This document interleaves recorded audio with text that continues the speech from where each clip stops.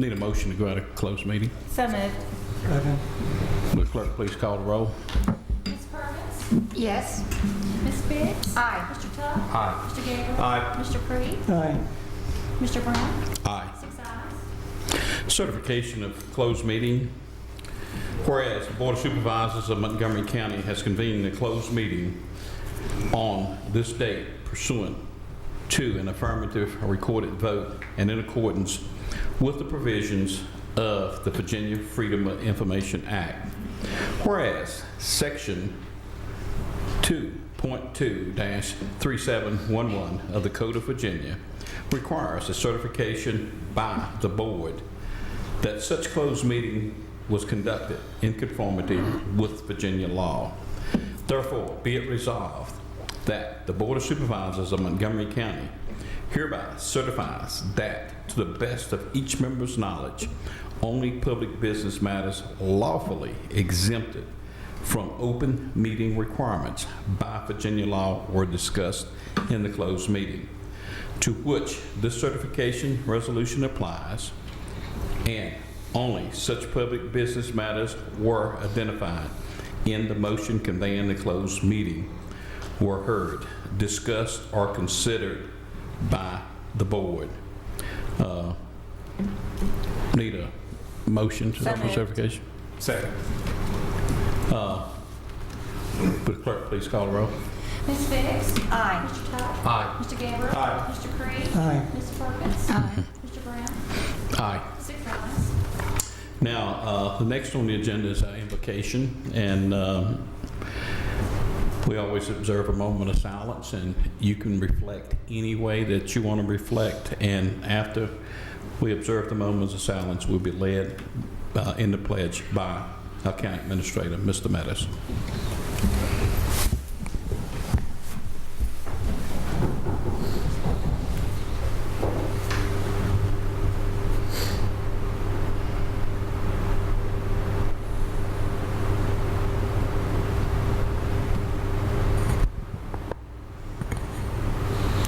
Let us pledge, please. I pledge allegiance to the flag of the United States of America and to the republic for which it stands, one nation, under God, indivisible, with liberty and justice for all. Thank you very much.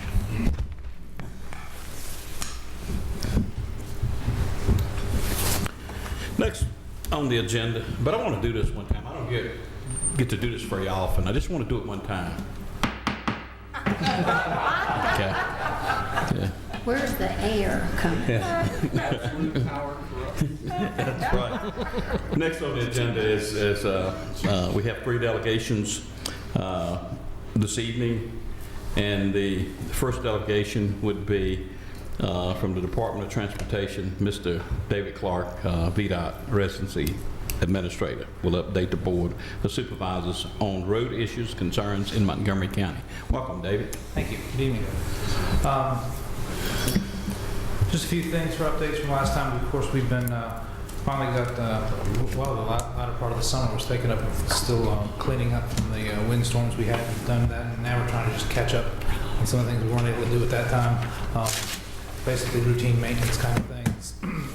Machining gravel roads, brush cutting, pothole patching. We've still got a little bit of our overlay schedule left to do in the county. Major routes still left on the asphalt schedule are Merrimack Road and Fairview Church Road. Those should be done in the next few weeks. A lot of surface treatment left to do. It did a lot in the contractor, but he has multiple counties. He's been in Floyd, Carroll. He's going to come back to Montgomery. Has about 15 more routes to do in Montgomery County. Probably the longest would be Long Shop Road. They're doing Long Shop starting at McCoy and going back about 2 miles, and Fire Tower Road. Those are the longest, but there's a lot more routes in that schedule. We still have, of course, the 81 widening project is going to go on for several more years. Something came out. There are going to be some nighttime lane closures this week from 10 to 6. They're doing shoulder work out there. But obviously we're done with the major shutdown and detours through there. But throughout the length of the project, as necessary, they'll still have to close the lane. But usually that'll be nighttime work to minimize the the backups.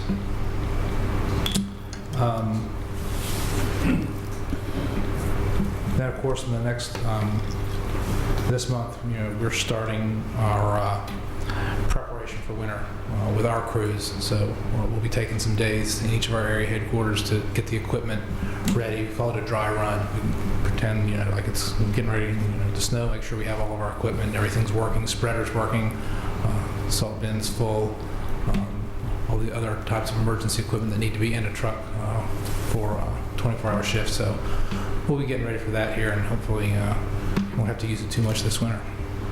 That's all the updates I have. I'd be glad to take any questions the board might have.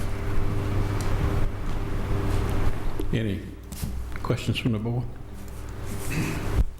Yeah, I have one. Can you tell me how you're coming with the bridge on Allegheny Spring? It's on schedule, I believe, to finish in November. So, we're doing well. That's all. Thank you, David. There's no other questions. Thank you all very much. Our second delegation this evening is Friends of the Huckleberry. Representatives from the Friends of the Huckleberry will provide a presentation on the Huckleberry Trail.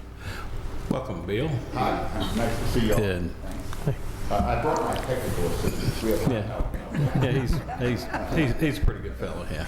And he's doing this for free, so it's okay, The price is right? You don't get many engineers to do, or professionals to do No. stuff for free. So. And he's going to, John Neal from Gay Meals passing out some handouts and maps and things that you all John. take home and look at it more time if you feel like it. Yeah, I'll make sure he gets it. My name is Bill Allen Bogan. I'm president of Friends of the Huckleberry.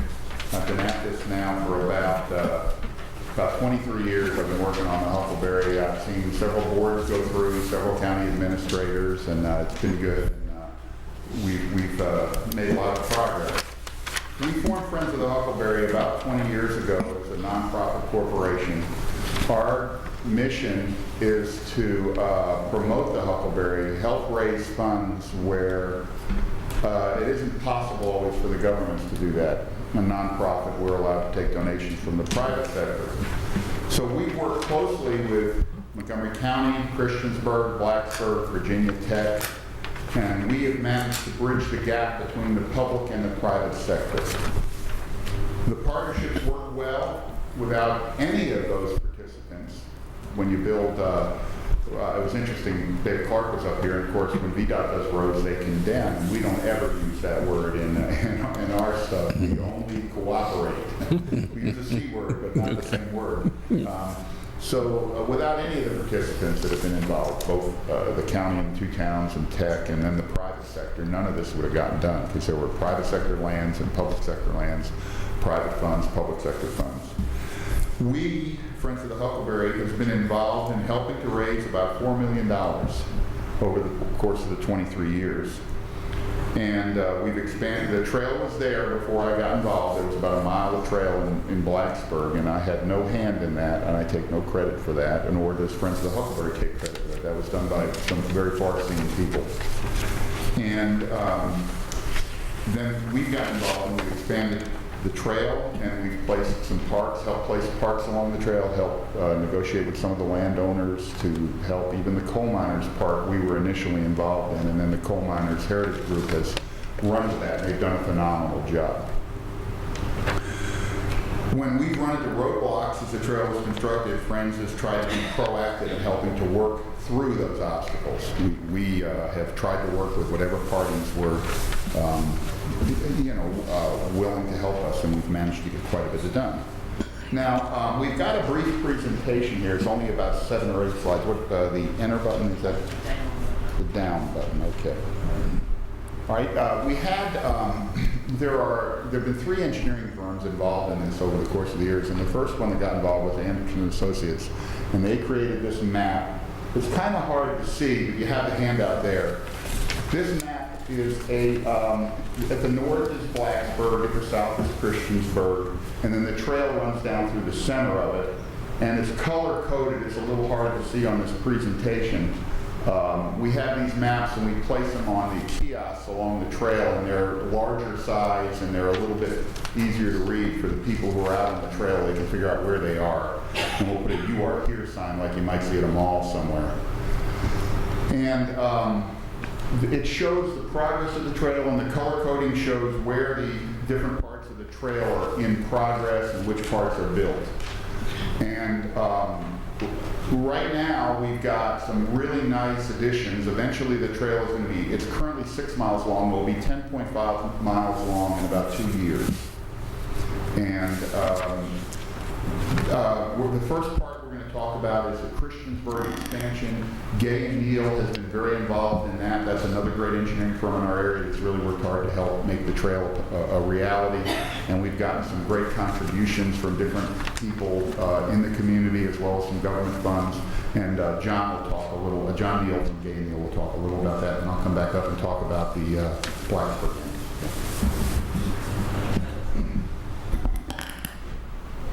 Thank you, Mr. Chairman, or Mr. Sitting Chairman. Board, Mr. Ellenbogen fails to give himself the credit he is due, and he is the keystone of this entire operation and this thing that's been going on for 20 years. And I know he'll deny it as soon as he gets back up here, but that's the truth. In 2009, the existing Huckleberry Trail is 5.76 miles long and stopped in Christiansburg at the New River Valley Mall. And as Mr. Ellenbogen just said a minute ago, throughout the course of these extensions that we hope are probably going to be completed in 2014, probably late 2014, the trail will almost double in size. So that's quite an accomplishment over the course of about 5 years. Some of the key Huckleberry Trail extension projects that we want to kind of inform you all about tonight. In Christiansburg, we have the Rim to W. Knowles Bridge that's going to go across Route 114. The Christiansburg extension, what we call Phase 2 of that. And then we have some additional trail pieces that will tie onto the Huckleberry Trail, what we call the Rec Center connector and then the CHS connector. And then in Blacksburg, Mr. Ellenbogen will get back up and talk to you about the Huckleberry connector and the National Forest connection to the Heritage Park.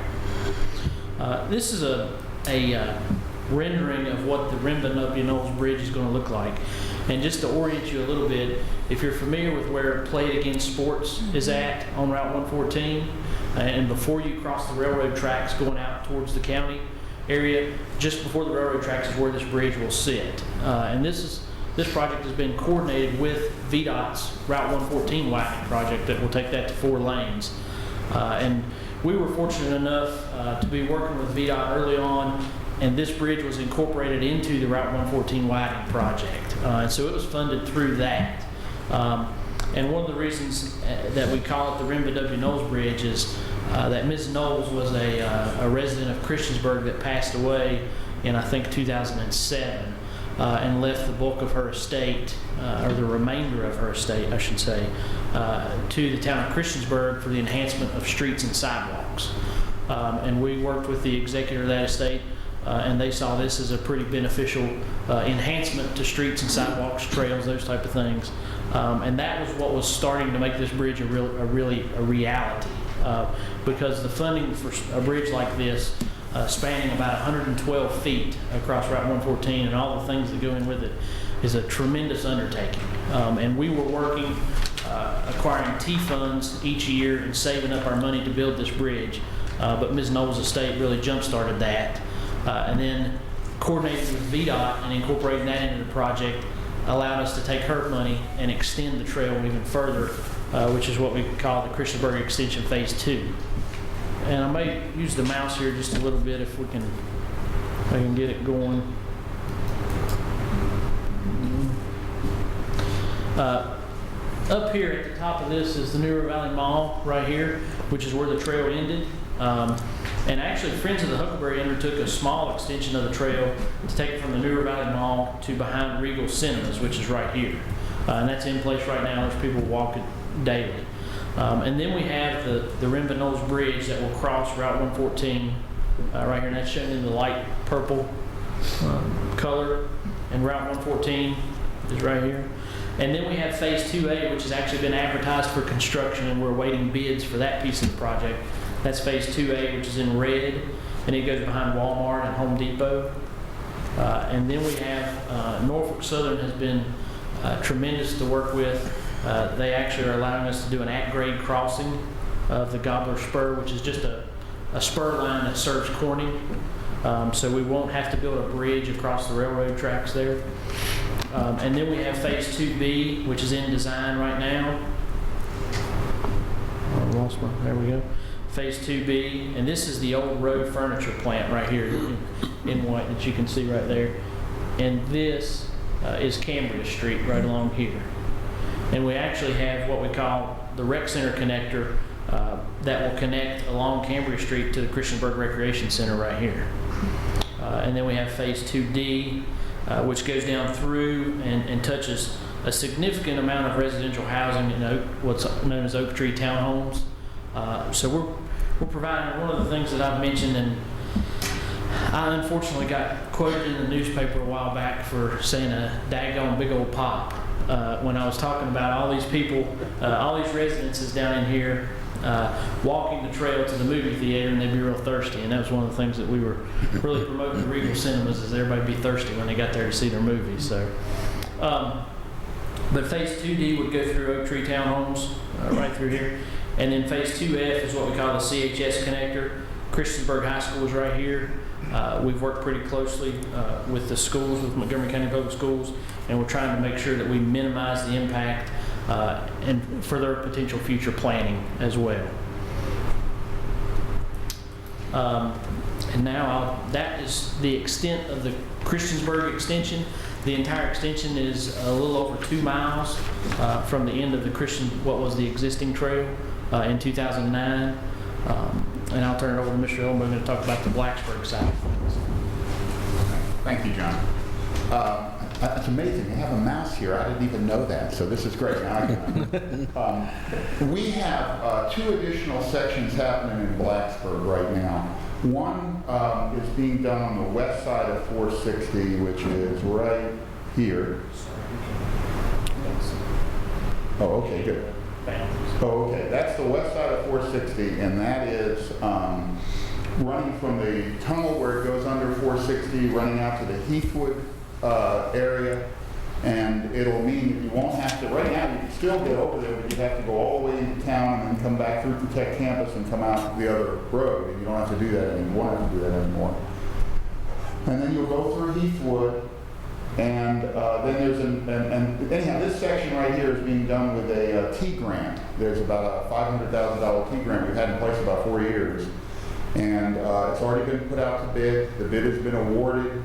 There is one piece of paper that that is going on now between Tech and the town of Blacksburg to get the grant administered properly. Then the next section, this section is complete. The section in green is complete. It runs along over to Prices Fork Road, and there's a section that goes over by the fire station in Blacksburg near Prices Fork and comes up to the Tech land. That's being paved this fall. And then the section, okay, thank you. All right, John has this, we didn't rehearse this, as you can tell, right? And then there's a section here that runs from the end of the Virginia Tech agricultural lands over to Glade Road. It's about 3,500 feet. The town of Blacksburg has obtained a grant from recreational access money. Final environmental approval is awaiting, and it should be completed spring 2014 also, so it should time out quite well with the stuff that's going on in Christiansburg. And then we will be all the way over there. The park through the park, the Heritage Park in Blacksburg is already done. We have another park that Friends of the Huckleberry helped develop over in Blacksburg called the Gateway Park, which is right at the base of Brush Mountain. And so then the trail will be essentially 10.5 miles completed from the Jefferson National Forest over to downtown Christiansburg. This has all been made possible by, it started out, I think that Montgomery County gave $25,000. We leveraged that into several T grants. There was Ice Tea back then, and now there are T grants Then other people have stepped up. The town of Blacksburg, the town of Christiansburg, private businesses have put a lot of money into this. And it's been a really great deal. Renda Knowles, in her passing, was just incredibly generous. VDOT has been great to work with. The railroad's been, I mean, there's just so many people, you can't name them all, and it's been made possible for very little local funds have gone into this, into the $4 million that we talked about. I never really calculated how much. But I want to thank Montgomery County for its support. I would also like to thank all private corporations and the other governments as well. And if you have questions, we would be happy to answer them. Thanks. Questions, anyone? It's a tremendous amount of work. You guys should be very proud. Thank you very much for listening, and we appreciate your support and hope you'll continue to support it. Thanks. Thank you, and John. Thank you. Thank you very much. Thank you, Bill.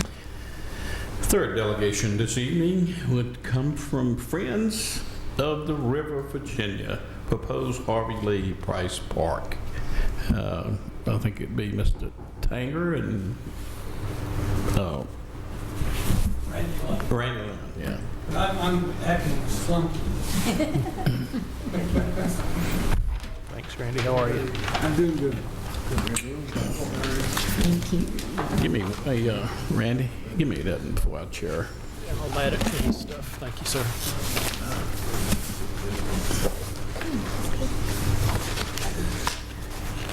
Well, I think I met everybody here, with the exception of Mr. Creed, and I've also met Mr. Littis.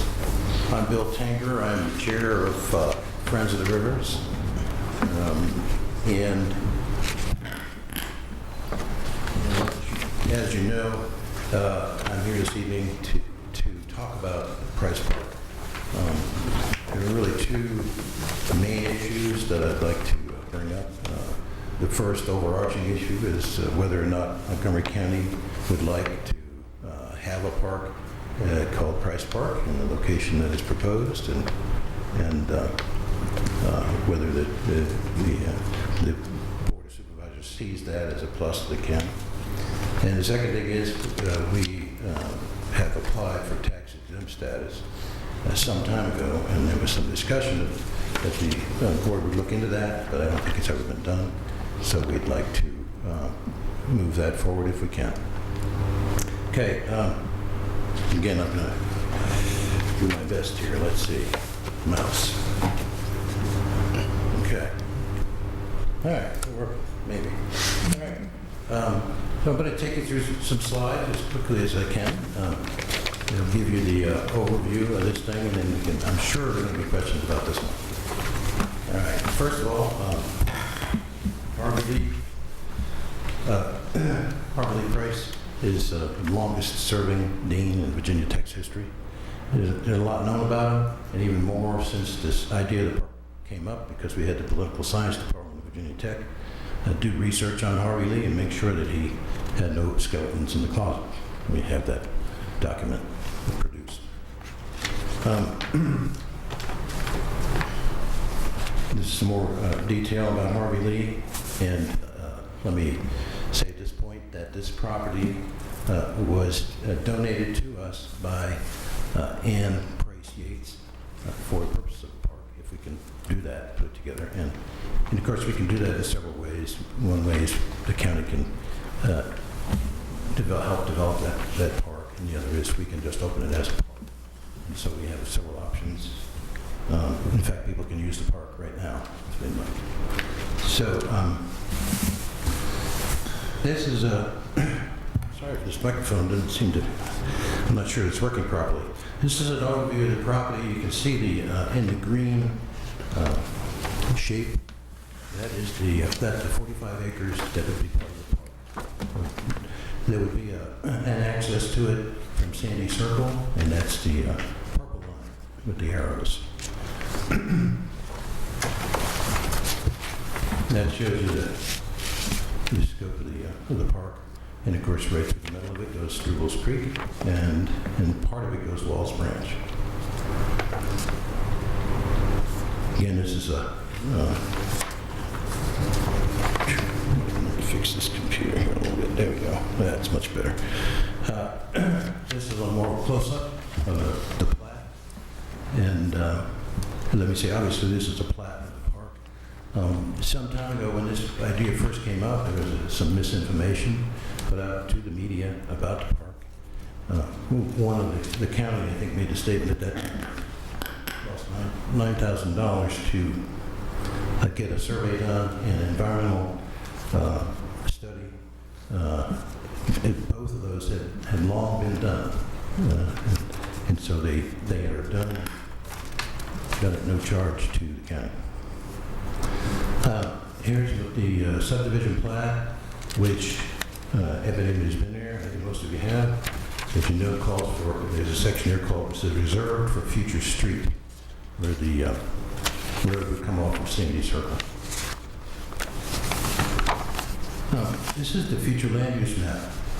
I think one very important factoid here to be aware of is the fact that the future land use calls for a park exactly where this park is proposed. If you look at the bottom of the plat, you'll see Strubles Creek Road. And I think if I click on this, it'll actually do something. Let's see. Wow. There's the park site, and the green area is part of the comprehensive plan. Your comprehensive plan actually calls for a park right there. Your transportation plan calls for transportation plan includes a South Beach Parkway. The parkway runs, of course, from 460 through this whole area and over to, again, to Price Fork Road. The red line is the proposed parkway. There are several access points proposed. We'll get into more detail on that. But suffice it to say that we were getting ready to put a conservation easement on this property and realized that we needed to consult with VDOT and other people, which we did, and they were very glad that we consulted with them because the conservation easement could have stopped the parkway. That's what VDOT told us. I believe that's true. We'll get back to that. That's an important feature, both concerning the economics of the park as well as the land use issues. Okay. Again, here's a park that runs all the way to Price's Fork Road near Cobalt Road. Along with the parkway would come a greenway. That would be part of the whole deal. Okay, these are potential access points that are included in the transportation study. Of course, 460 at one end, Price's Fork at the other, but they also would be seriously looking at Roanoke Road, Sandy Circle, and Thomas Lane. Not necessarily all of them, but those are the points that VDOT identified. So, again, the parkway's coming through there, and as you can see, it impacts the park, touches the park. This is important. I want to talk about this later. VDOT has said the right-of-way would be approximately 130 feet wide, and we have measured the distance that it would travel, and when, if and when that parkway is built, and it seems more of a likelihood now than ever, VDOT would buy the right-of-way from whoever owned the park at that time. It's an overview of the park. Realize the scale of this. Difficult to follow, so let's just go into the, real quickly, this is the upper part. There is a right-of-way. There is a right-of-way. It comes in off Sandy Circle proposed, and it would cross Walls Branch and go down into this area, and then we'll hit the next slide where it comes in right up in here and follows one side of Walls Branch and go down and of course eventually crosses Strubles Creek. This is a big part of the park area down here. Again, the parkway would be up above on the ridge. And this is, there's a lot of open space, potential open space and open space down here, which would be good for all sorts of activities. There's a little coal history there too. It's actually a coal mining site. And Dean Price actually helped work his way through college by digging coal down there. Anyway, there would be a parking lot right in this area. And, okay, so you got a general picture of where the park is going to be. I want to talk a minute about the cost of the park. We, in our organization, have some experience building parks. Randy Lemon and I put together a park in Giles County on the New River. I believe at least one of you has been to that park. I'm going to show you some pictures of it real quick later. We put that park together. It's 27 acres, not 5. Put it together and gave it to the town of Parisburg. The cost to the town of Parisburg of that park was $0. They have added on, sometimes against our advice, some things that cost them about $20,000. So over the last 10 years, they put in about $2,000 a year. That's totally, all that money was unnecessary. What we did is create a park with no cost to the town. We do that. We also did a small river access in Pembroke, one in Narrows. I am on the Explore Park Board in Roanoke. And tomorrow we have a ribbon cutting at a new access we just created, worth about $30,000. And the money outlaid for that was less than $1,000. So we do parks, among other things. We have groups that are very much interested in this park and groups that have been involved with Riverbend Park in Giles County, Rotary Club. But more to the point here, Price Family Historical Society is interested in working on the park. Friends of the New River is also interested, and of course, Friends of the Rivers is interested. What we do is we set up a committee to work on the park, and we go after grants, much like the Huckleberry Trail. So we try to develop these parks at no cost to the political entity holding them. Although we find that, as in the case of Parisburg, people, they still want to put additional monies into special projects of their own liking. A couple words real quick about Friends of the Rivers. We are very simply dedicated to conservation, preservation, and enhancements of Virginia's rivers. That includes streams like Strubles Creek. We do a lot of different things. We did Virginia's first State of the Rivers report. We just finished an invasive species poster. And here's our State of the Rivers report, our poster. We did this with probably most of the state agencies in Virginia. And here's a plat of, or a sketch of Wood Riverbend Park. We're right on Big Walker Creek and the New River. Quick look at the park. Here's a gate. By the way, this park area stayed at the end of a dead-end road under the bridge. It used to have vandalism. It was a chronic problem. Today there is no vandalism. Here's a kiosk, a gate. We opened this park only to large group events like the Boy Scouts, and they've had several jamborees there. This is a pavilion with picnic tables, all built at no cost to anybody except the Rotary Club, which built them. And the Rotary Club manages the pavilion and the tables and the grills and everything else. Here's a look at the park. And this is, as you can see, this holds Boy Scout jamborees pretty well.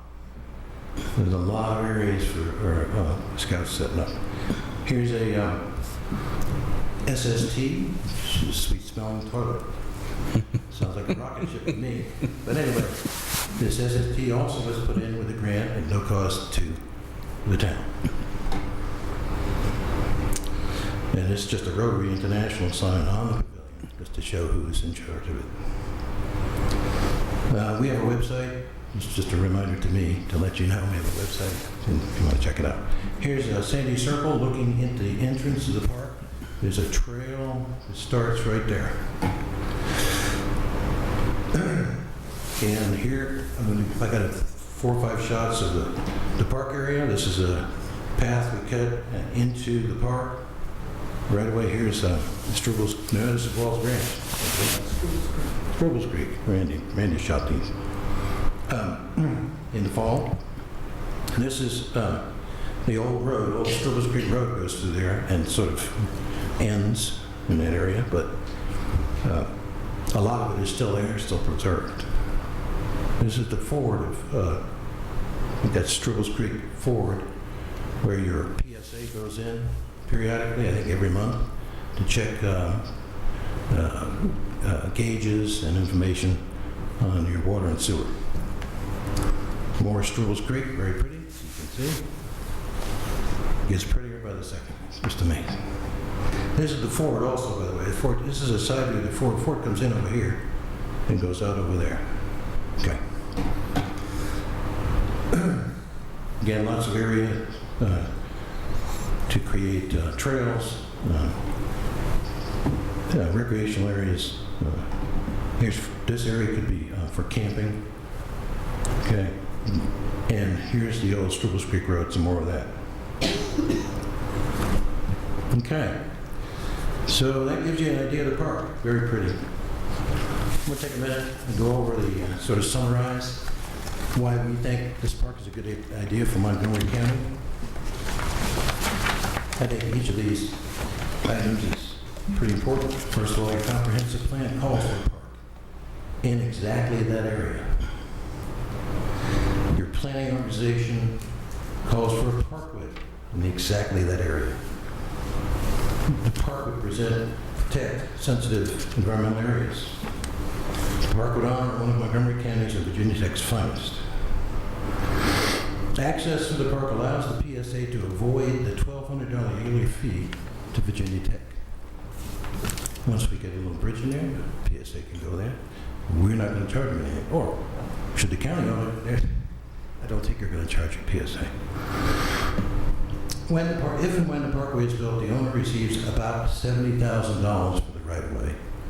That is based on VDOT's dimensions for the highway and the current appraised value of the property.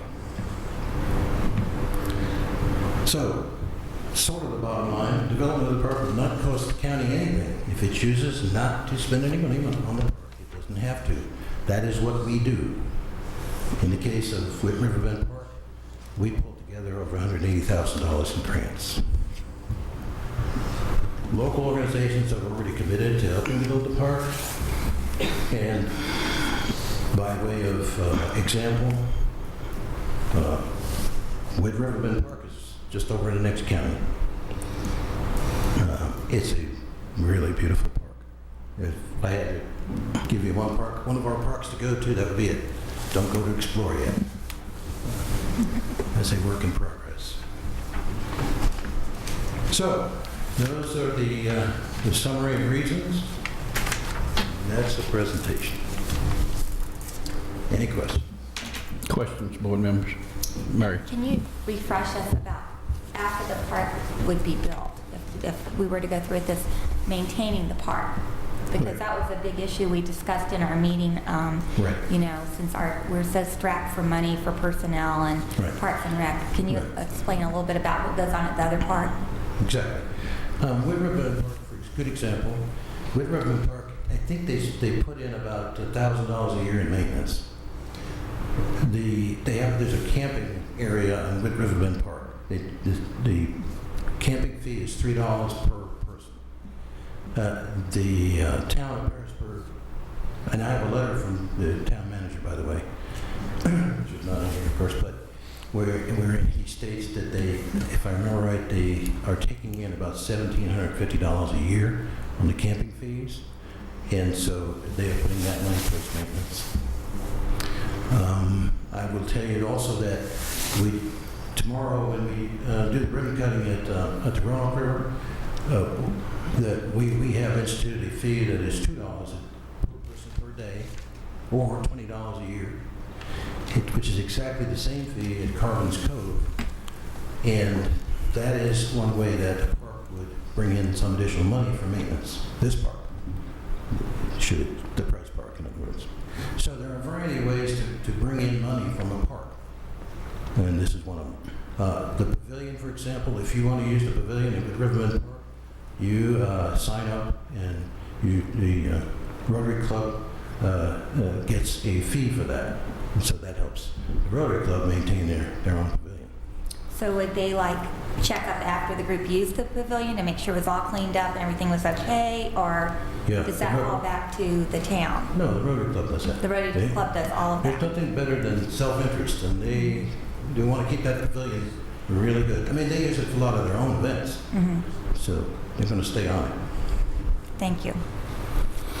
Anyone else? Yeah. Just a couple questions. You mentioned it didn't take any money, but Correct. also you mentioned that was it $1,200 was it per month or something? I don't know there in your Yeah, let me presentation. explain that. And maybe I didn't make it clear. Your PSA pays Virginia Tech $1,200 a year to use the bridge they put in across Strubles Creek. I don't know if you're aware of that. Check a water tank or something. Some people are aware of it, okay. That $1,200 goes out of your pocket to Virginia Tech. Should you own this park, you will have direct access to the same area without having to pay Virginia Tech to go across the bridge. I kind of think of them as a kind of a troll under the bridge. And when you come in, they want the money. Friendly troll, of course, but. Okay. So it should save the town about $1,200 right off the bat, in addition to once the parkway is in, you would pick up $70,000. Now, let me caveat that. We believe that money should be used for the park. So if we give you this park and you decide to take it, we're going to ask for a memorandum of understanding that at least a good portion of that money goes to improve the park, maintain it, improve it, whatever. But we think a lot of that money should go to the park. Another question. Yeah. You also mentioned that it was possible to charge like $2 or something. Right. You going to charge that on both ends, or are you going to be able to go halfway and turn around and come back? No, we just have one entrance. In other words, the entrance at this point would just be off Sandy Circle. So whoever goes in there's a pay post.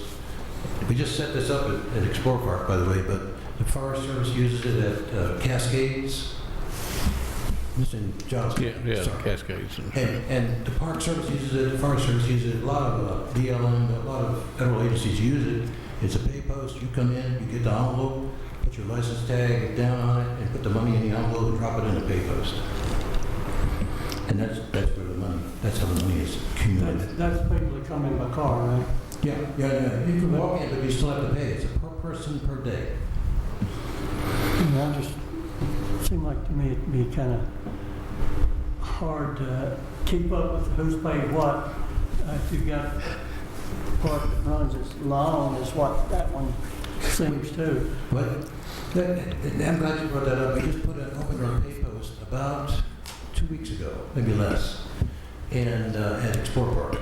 Just even before we did the ribbon cutting, which is tomorrow. So we put it in about a week and a half ago. We just collected $100 the other day from it. It's very easy to keep up with. Pay posts have never been broken into in the history of the Park Service or the Forest Service. They're indestructible. Just amazing. So we know about parks. That's what we do, among other things. And one other thing on the parkway. When the parkway comes in, one of their access points is Sandy Circle. When they come in, they will take over whatever access we have put in and make it an official VDOT access. They probably put just a crossroads there, stop signs, whatever. But you'll be able to come off the parkway instead of Sandy Circle, goes straight into the park.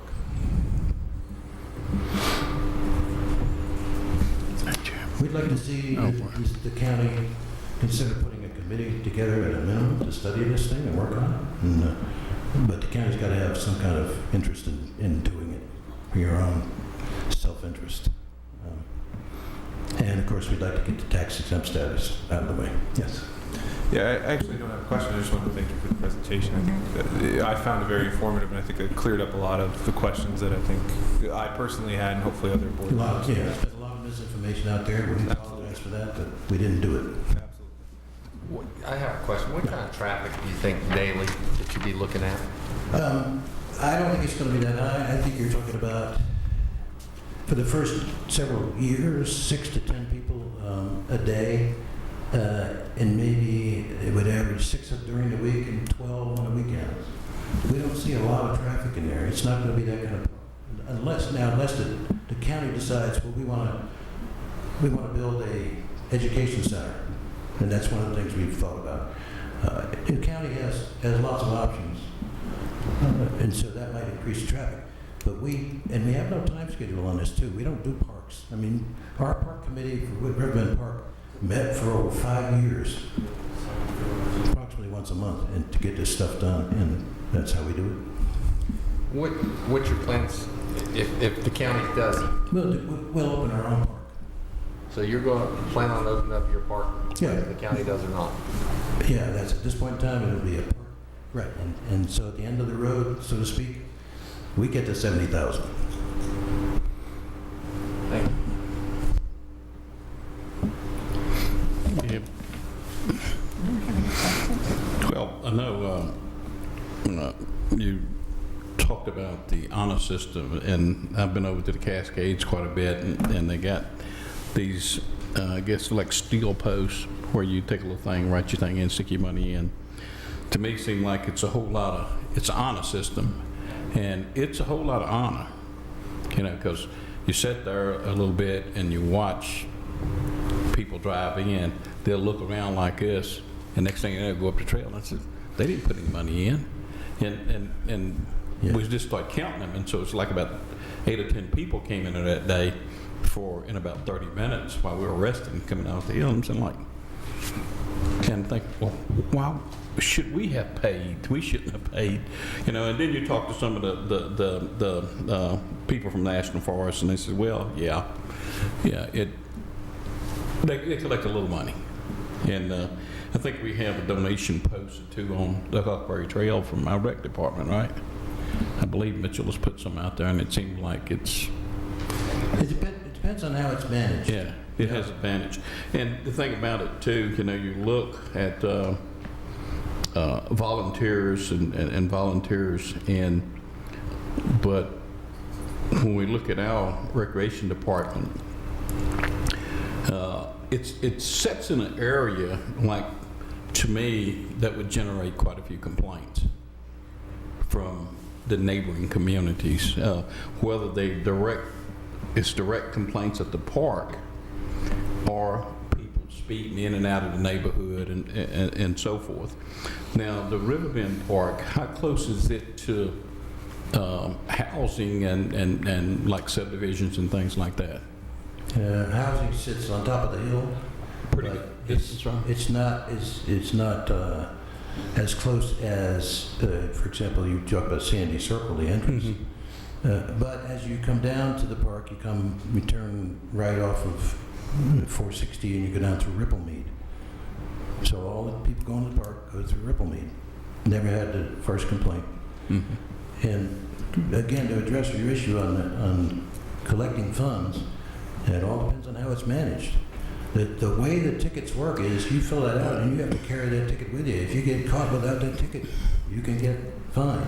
Well, who's going to catch him? Is it going to take a deputy sheriff down there or somebody from the park? What I'm trying to think, is it going to be a paid person down there that's costing people money? Right. And the way we do that, we have, in fact, we are just in the process of setting up Friends of Explore Park.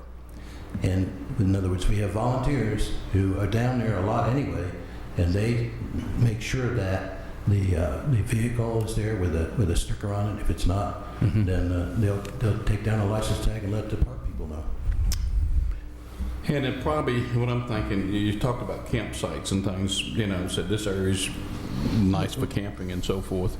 I'm thinking about late night, you know, drinking, yelling, four-wheeling, and all that good stuff, which, of course, I'm sure it's not going to be any volunteers down there during that time, making sure that it's okay. So I imagine that call would even come to the county if it's to the recreation department or to the sheriff's department. Let me stop you there. We're Okay. not proposing camping for this camp park. Oh, you're not? No.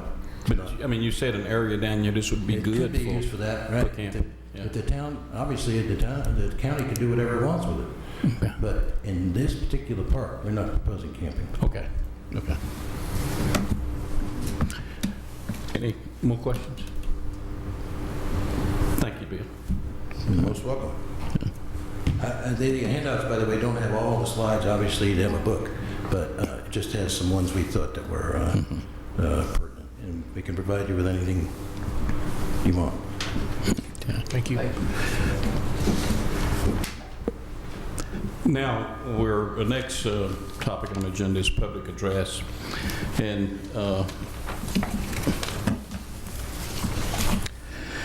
public address session, here we ask that you please come to the podium and clearly state your name and address using the podium. Speakers will have a total of 5 minutes. All comments must be directed to the chair and members of the board and not members of the audience.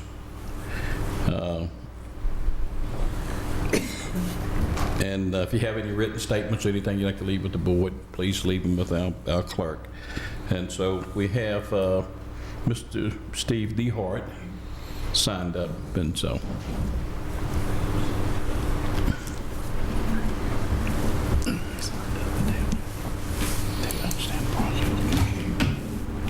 Thank you and good evening, honorable board members. My name is Steve DeHart. My address of residence is 2895 Old Fort Road. Thank you for this opportunity to speak. I've been a citizen of Montgomery County all my life. I moved from McCoy to Price's Fork in 1985. This is my first address to this body. I'm here to express my personal concerns and opinion about the Harvey Lee Price Park. Myself and others, as you will see, are not in favor of opening the proposed areas of Strubles Creek to the public due to safety concerns of increased number of visitors behind the Pinewood subdivision, surrounding neighborhood, and my property line. Also, I do not wish to see our county accommodate an additional financial burden for security patrols, police, fire protection, and maintenance of this park area. A prime example of my concern about the increased public access is the Merrimack Coal Miners Park, which has experienced vandalism. Plantings, tables, benches, and other items have been ripped out of the footings and stolen. I would like to submit, if I may, a 43 signature petition opposed to developing this land to the public. It is my opinion that the land and discussion be left in its current state and not developed or the creek diverted or changed. There's hunting on adjacent personal properties. Allocating land for public recreation near areas where hunting occurs could create a potential for public endangerment. I feel the property belongs to the public, to the Price heirs, should be left as it is now. Thank you. And if I may, I'd like to submit this petition. Give it to him. Thank you. Thank you.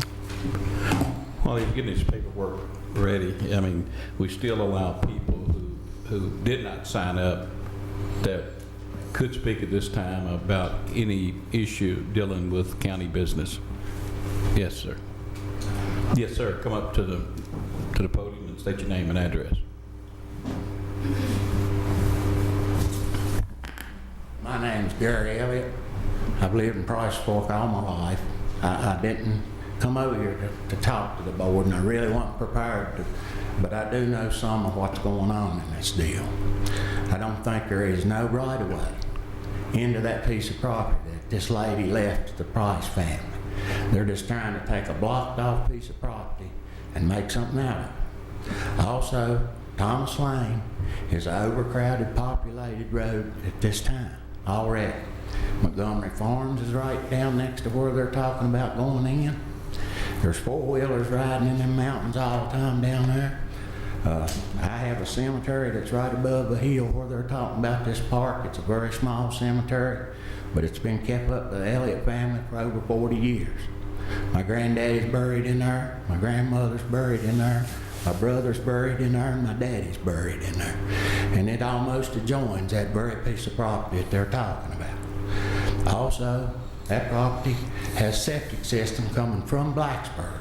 Right down through it, it has manholes, large manholes, which would be very dangerous for anybody to be around. Kids could get in them.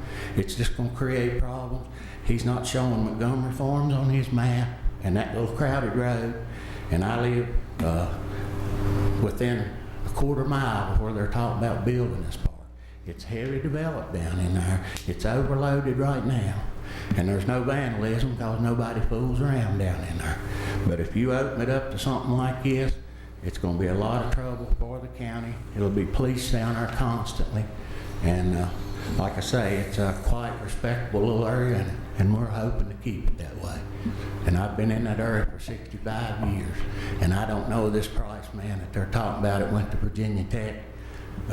It's just that creek that comes through there used to carry the septic system from Merrimack over to the river and out, and they stopped that and built a new septic system over. But that creek is fairly clean, but it's not clean enough for people to be playing in and having a good time in. And I appreciate y'all listening to me. Thank you, Mr. Elliott. Yeah. Anyone else that would like to address the board tonight on any issue? Yeah.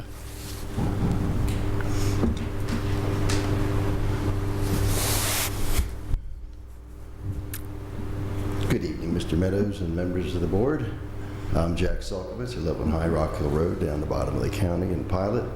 I don't live anywhere near this project, but as a taxpayer, I resent when any parcel of property is removed from the tax rolls, because then the rest of us have to pay the tax burden to make up for those lost dollars. So I do agree with the folks on my left that this particular parcel should not be removed from the tax rolls. Thank you.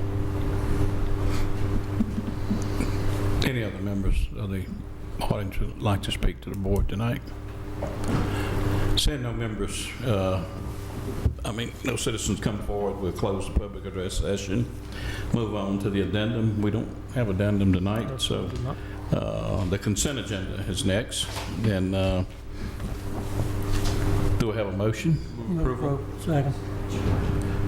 Any discussion on any items? Call roll, Madam Clerk. Ms. Biggs? Aye. Mr. Tuck? Aye. Mr. Gabriel? Aye. Mr. Creed? Aye. Ms. Perkins?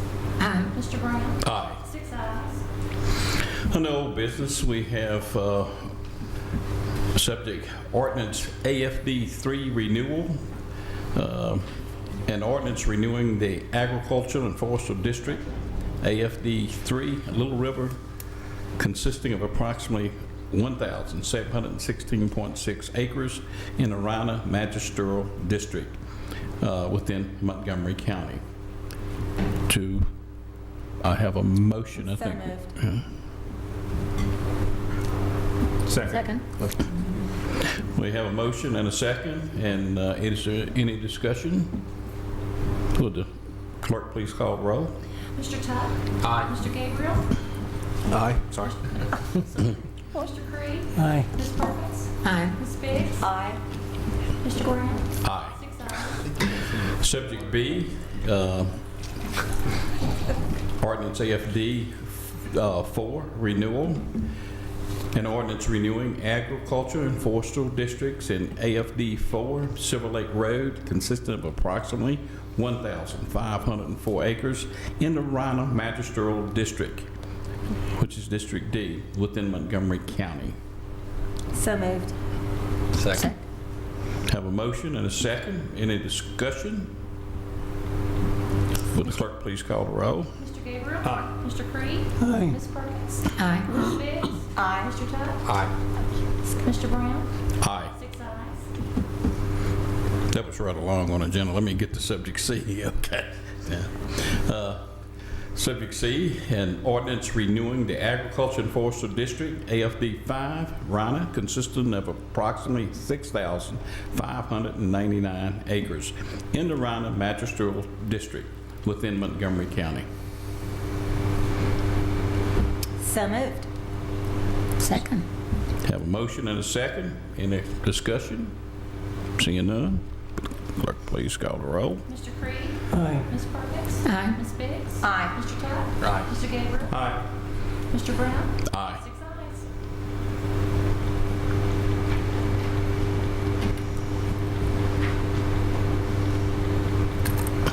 That's kind of long. It's fruit. I'm trying to get to the. Okay. Down to new business.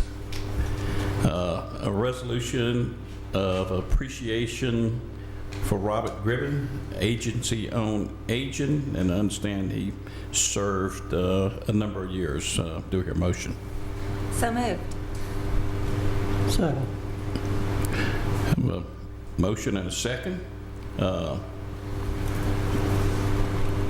Would the clerk call the roll? Ms. Perkins? Aye. Ms. Biggs? Aye. Mr. Tuck? Aye. Mr. Gabriel? Aye. Mr. Creed? Aye. Mr. Brown? Aye. 6 ayes. Okay, and we're down to, need a motion to go into work session. So moved. Second. Would the clerk please call the roll? Ms. Biggs? Aye. Mr. Tuck? Aye. Mr. Gabriel? Aye. Mr. Creed? Aye. Ms. Perkins? Aye. Mr. Brown? Aye. 6 ayes. Now we're in work session, and I guess we have two issues. One is legislative priorities, and two, transportation issues. Yes, sir, Mr. Chair. I'll take the lead on the first one, on legislative priorities for 2013. If you look at tab A in your packet, you will have the previous priorities that were adopted in fiscal year 2012. We wanted to include those for reference and to see, number one, if you wanted to delete any of these priorities for the upcoming fiscal year. And secondly, did you want to add any priorities for the upcoming year? We can also talk about the order of the priorities as well. Most of these have been on our legislative priorities, at least this will be the fourth set of priorities I've done since I've been here. I think several of them have been on there for the previous 3 years. And some of them also support what VACO has requested of the state as well. But basically you've got 1, 2, 3, 4, 5, 6, 7, 8, 9, I believe 9 priorities now. Restoration of previous state budget cuts and ending future reductions, ending unfunded mandates on local government, strengthening the diversity of local revenues by sharing income taxes or other revenue sources, strengthening the county's revenue base by enacting equal taxing authority, recognizing the state's role in funding quality education, ensuring 100% of administrative funds for CSA, providing state funding for 100% of the cost of voting machines, optical scan voting machines, supporting the processing and marketing of industrial hemp, and increasing state aid to the library system. Those are the ones that you have on there now. So would certainly entertain any discussion on adding or deleting any of them. Well, I'd just like to change the order with the library, since that's something that's already, around. I'd sort of like to move that one ahead of the hemp, because the hemp is a new initiative. The library system has been cut, over the last few years, and I think that needs to go with what we're asking for as far as not cutting things. And then my other question is, that first one where it says restoration of previous state budget cuts and ending future reductions, that also covers that check, or not the check, but the money that we have to give back every time, right? Mm-hmm. Right. That we always talk about. Okay. Should we clarify that to be tired- more explicit about that we don't think we should have to give back Yeah, money? I'm sick of that. We can add some language in there that says also to restore the, how can we say that? What kind of money do they call it again? And the policy of They say flexible you can cuts. select it if you do your cuts, or you can do it Well, whatever they it's called, call it. it's called flexible cut. Flexible Yeah, cuts, yeah. flexible cut. A number of the localities have begun to call it local aid to the state government or Yeah, local yeah. government aid to I think we need to bring that to their attention so they're not just thinking it's just, I think they like to forget that. And that's why they have a surplus, is because we're funding their surplus. Well, partly. we can improve that language. And is everybody else okay with moving the library ahead of the hemp? I'm okay with that. Since it's like a program already in existence. I don't know about if Mr. Pelez would be okay with it or not, but the hemp thing is a new that sort of thing, just that we're asking for something that, I don't have a problem with that. I think that seems appropriate. But I would like to add, we talked about liquor by the drink, and that's something that we want to get through. I'd like to see us add that. I don't mind that going behind the hemp, but in wording it to look at both of the exits on 81, both the Toronto exit as well as the Radford exit. I don't know if we want to start talking about, or maybe we should talk with the Planning Commission about how many feet from the center of that intersection we should start talking about, and I don't know whether that needs to go into resolution or not, but maybe something, keep it simple about the two exits and passing the liquor by the drink for those two exits, similar to what Bristol has. Okay, we can add that in there. yeah. that's a good If you point. were to do half mile on either end, either side, you would have it covered really well. That language sounds good to me. But I still would love to have, I don't know if a half mile is going to cut something off that it would end up hurting us. And so I'm not sure exactly where a half a mile on each end would be. And 0.6 of a mile is going to be great instead of a half a mile. Right. I don't know if there's any development property that might benefit from. At this time, there's not, but that takes you past the hospital. Yeah, I don't know how far it is from the exit to the corporate limits of Radford going in on 177. Probably 3 miles. It's probably Or more. a good little clip. Or you just ought to go out there and check it seems to me, and then bring it back to us. So Yeah, we could, somebody could We'll look at it. tweak the language on that. Yeah. we could determine what it is. I think one thing to keep in mind, I think you need to make it, I wouldn't make it over expansive. I would keep it small. Yeah, Because I think the bigger you make it, the more chance you have of getting defeated. you try to make it look as if it's going to be at Just At the right, exit. the just exit. right at those exits. And all the other specific authorities that we've given under this section have been really specific, and they've all seemed to be centered around those exits. I mean, if you go too far and you go back into, all the way into Radford, that's not going to work. I agree, and if we start saying 3 miles, it seems like, was it Bristol or is it Abington? It's Abington. Abington. Is it like 5,000 feet? It seems like Yeah. they're down to, it's almost a mile, but it's Yeah. how many feet?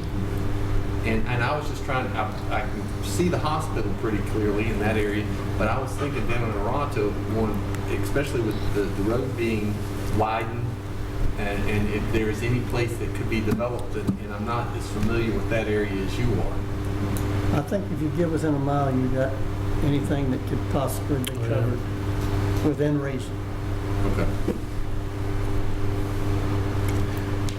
Especially if you got a mile on either side of it, you'd be floating. Well, is it a mile on either side of 109 at both places? With a mile on both sides? Okay, with the mile on both sides, would it put it a little bit more in jeopardy to whether it would pass or not? I wonder if we just copied what Abington or Bristol has, looked to, it's passed there. It sounds like they got a half mile on both sides, or Yeah, I'm not one sure what we side. can look at. I think we gotta be careful too about what our comp plan says for that area. We wanna be obviously consistent. Yeah, consistent with them. I can share a few things. We've looked at a little bit, we've done with GIS, we've looked at a 1/4 mile and a half mile. Is kind of anything, I think, anything beyond a half mile is beyond either interchange where we were looking at development. So, but we've done a little bit, and we can provide some more information there. We looked at particularly at exit 109 as the urban development area that we defined probably about a year and a half ago. We did a plan with the consultants that we had, and we were looking at defining an area that would include, that at least that whole area.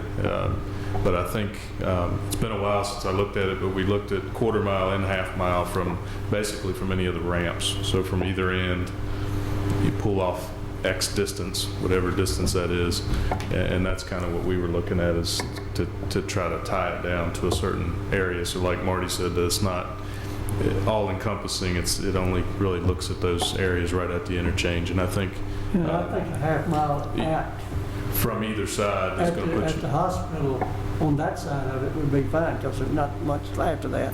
But when you go back the other way, you get down in there to where there's already a motel down there.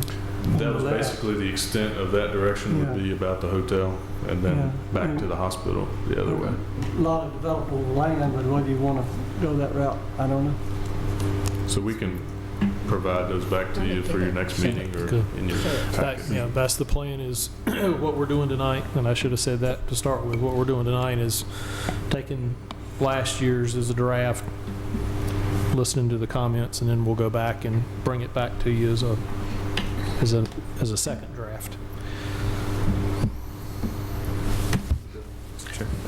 Okay. This is just more of a kind of presentation thing, but it seems to me, looking this over, there's kind of two areas of stuff that are on here. One is things that we would like to happen, or things that we want. So, for example, the industrial hemp, the liquor by the drink, the equal taxing authority, and stuff like that. And then the other thing is stuff we want the state to stop doing to us,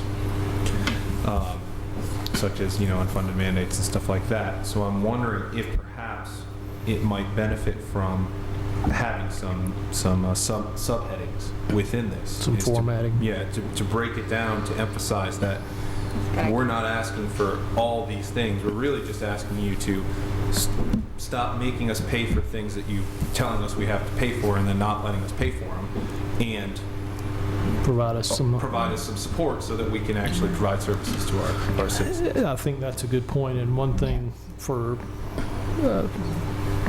Supervisor Tuck and Supervisor Gabriel, one thing that we decided, and I believe it was 2 years ago, is that we wanted to try to keep these on one page, so that when you sat down to talk with your representatives, they weren't flipping through 2 or 3 pages of stuff. It was on one page. So the more we can do with formatting and making it more concise, the more impact it'll have. So, because a bullet point like this, there's no hierarchy here. Even if something is above, it's just a list, And but if you have some, please stop this, or this, and then here are examples of these two things, then that in some ways simplifies that message even more.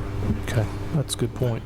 Regarding, and I'm still a rookie here, as far as one of these, specifically the liquor by the drink, is that something that we should have a public hearing on specifically before we have this as part of the legislature? Is that normally done?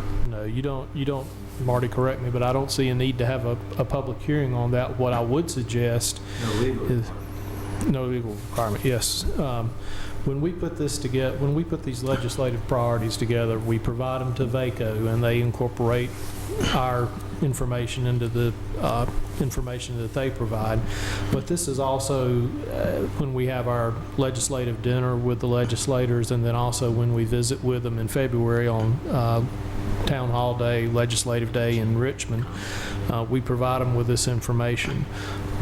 Since the liquor by the drink is a specific ask for legislation, we, in addition to having that on our priorities, we will also write them a letter and request that be added. More proactively. Right. So that'll get. It won't just be on this list. In addition to that, we'll also take action to make sure they follow through on that specific item. The only reason I mentioned that is I was wondering if we would give some of the general public an opportunity to talk about it. and then if nobody came in opposition of it, or if some people did, we could take some of the concerns to the legislature. And I didn't know if that's the type of thing, and that was part of what I was thinking as well. Other comments? I just have a question. Does the state still do the cost for competing to teacher salaries like in Northern Virginia? Do they still even do that? See, at one time they did it, and that's why we put it on here, was because we didn't think it was fair, but I thought they cut it out for everyone, but I'm not sure. One of the, and I saw that too, one of the things, if the board doesn't have a problem with this, on the ones related to education funding, Carol and I may talk to the schools just to make sure that what we're bringing up is still applicable with that in regards to that area. Well, one thing they've talked about, I think, and Mr. Gabriel's been at the meetings too, is asking the state for help in regards to teacher salaries. Seems like the state's put money in for state employees and higher ed, but they haven't done anything for educators. They used to sometimes do things, but they don't have any money to do it. So I don't know. Yeah, that'd probably be a good idea to ask, but I'm pretty sure they got rid of that competing thing when they stopped putting money in. But does the school board, through their association, have legislative priorities too? Yes, sir. And the Superintendent's Association does, the School Board Association, the VML, everyone has them. Right. And a lot of them are, you're right, a lot of them are similar, and so they hear it over and over again. Well, there's a meeting tonight in Pulaski, Pulaski. is it not? Yeah. Which the State Board of Education is holding, and I know Joe Sheffy, it's in the paper, is supposed to present the point of view from VACO. I don't know that we have room for everything that we'd like to have on these things, because, I'm thinking of one, I'm thinking that we need to ask them to fund the sheriff's department as they did back several years ago. Public safety. All constitutional officers. That's something that they've really cut us on. And what about the roads? Are we? Well, There's a thing on maintenance here. In the sense that if we were to reorganize this, and have like a very brief paragraph about cuts to local agencies, we could give a number of examples. So we could talk about public safety and schools and things like that. And I think we tried to do that in past years in those first two bullet points where we talk about restoration of previous state budget cuts and ending future reductions. We reference public education and public safety. We need to arguably say you need to step up your support, because and just, if we could just put on there, you were giving us 75%, now you're giving us 35%, or whatever the figures may be. I don't remember the exact figures, but to a couple of different things for that, and for teachers, and for for schools in general. Here's what you were given, here's what you're giving now, and it could all go into a little subheading, but they need to have something that they can reference as to how bad it was. Well, you know what, Gary? I think those people need to see some of those charts that Carol has in her presentation, because we're going out and we're helping our citizens with it, but maybe we need to be helping the actual people that are representing us to really understand this is what's happened in Montgomery County. We're not talking about Radford, we're not talking about Giles, this is Montgomery County, and you need to understand, because you're representing us, this is what's happened. These are real dollars. Maybe they need to see that in addition to this. I think we probably could use our legislative dinner prior to that much wisely with the charts and the graphs and so forth, and spend that time to tell them and put the information in the hands. It really gets to me what we get, though, when we ask our legislators to do something. No matter, back several years ago, I don't remember exactly when it was, but since I've been on the board, we were asking them to go and give, I forgot what it was, or something that we wanted, And when they came back, I said, what kind of result did y'all get from what this board had asked you to do? And they said, well, we didn't hear nothing about that. Well, duh, if they're the ones supposed to be bringing it up, so how are you going to hear anything about it if you don't bring it up? You know, I mean, that just burns my liver. One thing, and I don't know that this needs to be on the priorities per se, but I do know that the superintendent and I have talked about this, and I know a couple other county administrators have brought it up too. A lot of the governing boards are bringing up to their state legislators that they would like to see the state legislature focus on the budget issues first in the legislative session, as opposed to all the other issues and dealing with the budget at the last minute, because what it does is it puts the local governments and the local school boards, it puts us in a real jam, because they're dealing with all this other stuff in February and March, and in April they start kicking around the budget. And That's exactly what I got on to our bunch about the last time we talked with them. Was giving us what you got to work with up front, give the school board up front, and don't give them false stuff. Give them something that is all the dollars you're going to get. And that way you don't have to be worried, well, maybe they're going to give us a little more. well, Now, last year, one of the biggest changes they made regarding VRS was done on the very last day of the session. Yes. And But that's the way they want it, because they pass a series of legislation, and then they've got to figure out a way over here at the end that they're going to pay for what they want and cut what they don't want.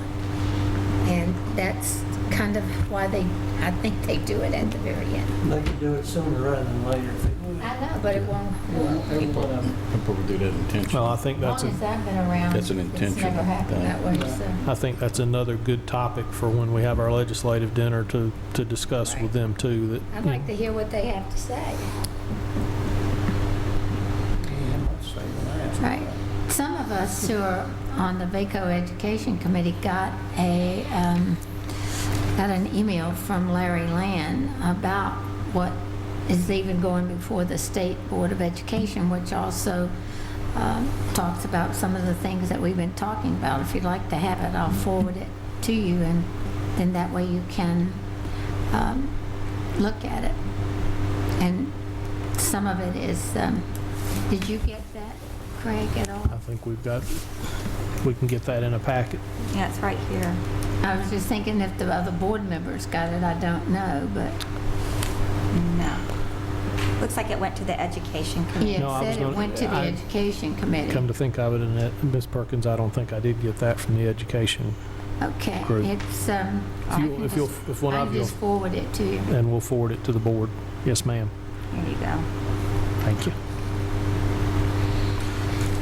That's all we have on that one. Okay, that's all we have on legislative priorities. We will. Do anybody need a 5-minute break to stretch? I've seen Chris get up and That'd be you, good. or and hold it to about 5 minutes and to stretch and do whatever you need to do.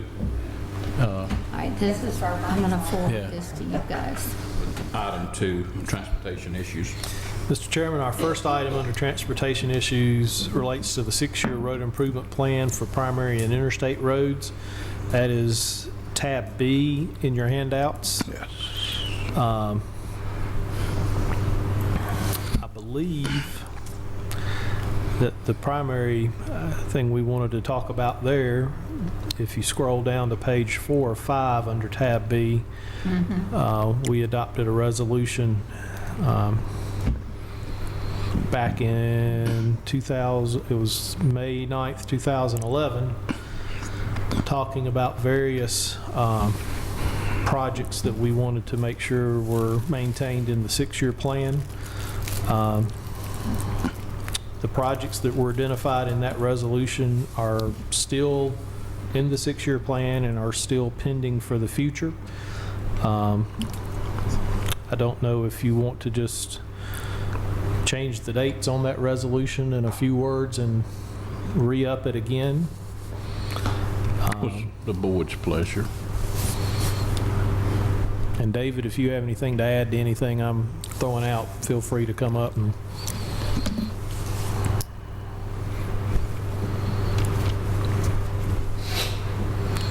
I will tell you that the hearing for our district is actually going to be here this year in this room on Wednesday, November the 7th at 6 o'clock. That'll be the hearing for the Salem district. That's what I was going to say. The hearing will be here. It's the pre-allocation hearing. It's the first one. And there'll be another one in the spring before it's finalized for next fiscal year.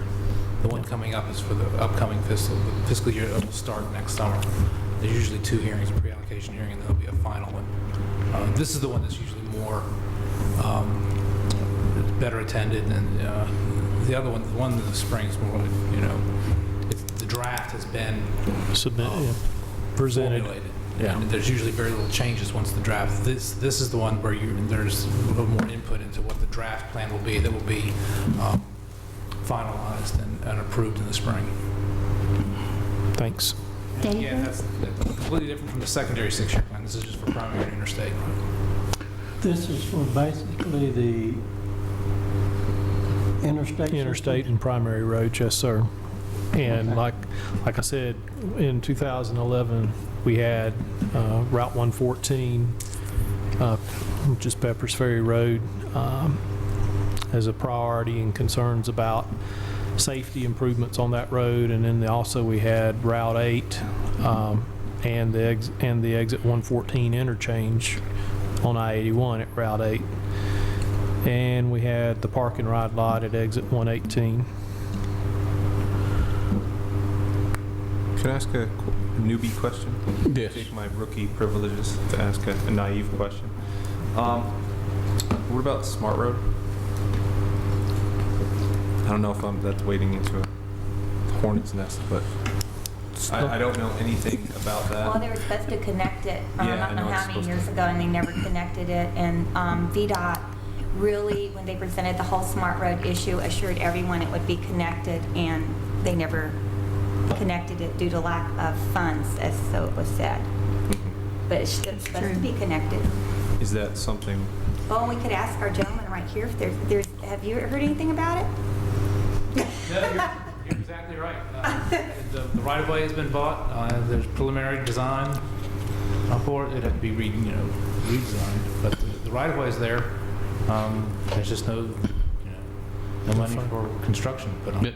And then I think it stopped there, 10, 11, 12 years ago, or longer than that? I can't think in... Oh, yeah, the part that's built now was completed about 10 years ago. 10 years ago. 2002, I think the bridge was finished.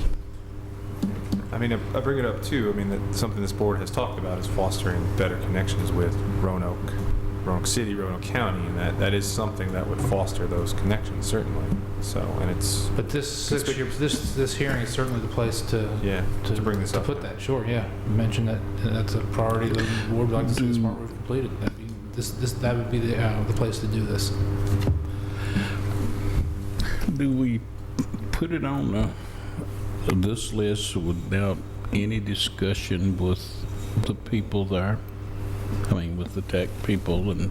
Well, that's why I bring it up. I don't know what would be involved in talking about this, so that's why I want to talk about it. I think it's as simple as bringing it up. Would get things started talking about it. Yeah. There's certainly a lot to be said. I'm sure on both sides and in the middle. And I was thinking about it this way: if it's on our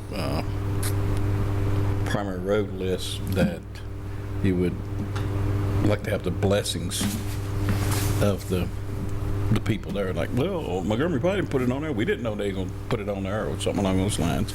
But just, I think people that way will support it, but just make the connection that... What people are you talking about? I'll be glad to have a discussion with Dr. Wilson. Yeah, that's what I'm at Tech, getting at. and just let him know that the board has expressed mainly right now just a question about Right. what are the thoughts about ultimately connecting that road to Interstate 81, which is what was proposed when the road was originally built, and what's up.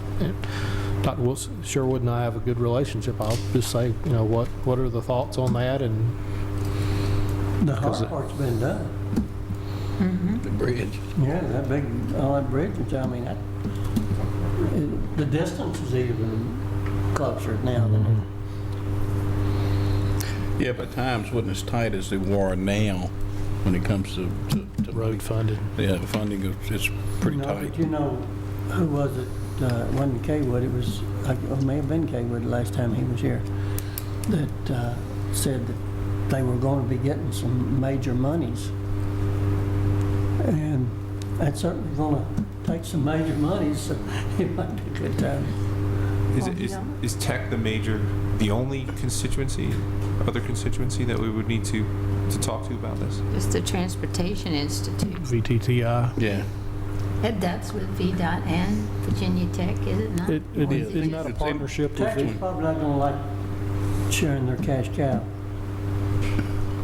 I thought it was a partnership They're going to between. like better connections to Roanoke, wrong? But they would like that. Yeah, so. David, the VDOT, they work with them some out there, but I know early on that we've been VDOT involved. owns the road and They own the road. contracts with the Virginia Tech Transportation Institute to operate okay. it as a research facility, but they operate it independently. Yeah. So It's a research VDOT owns the facility, road, but yeah. obviously it's owned by VDOT. And we Well, do I some remember research out there as well. Richard Kaywood also said, if you didn't put it on there, Couldn't get it. that people wouldn't know you really wanted it when money came along. Right. Remember, he said, whatever it is that you want, be sure you put it on, get it in front of the people. And if you've already got your plans done or you've gotten a little ways down the road on that if there's money available, sometimes that money comes to you. And it doesn't have, it can be done in segments. It can be, you can do the next mile or two, or however they wanted to do it. Obviously, I don't think they're going to, it has to be done that way anyway. There's so much left to do, and the interchange with 81 would be the major part of it. So it's going to be, very expensive to fund all of it right in one shot, but you could certainly build the next mile or so. If you don't ask, you won't ever receive. Yeah.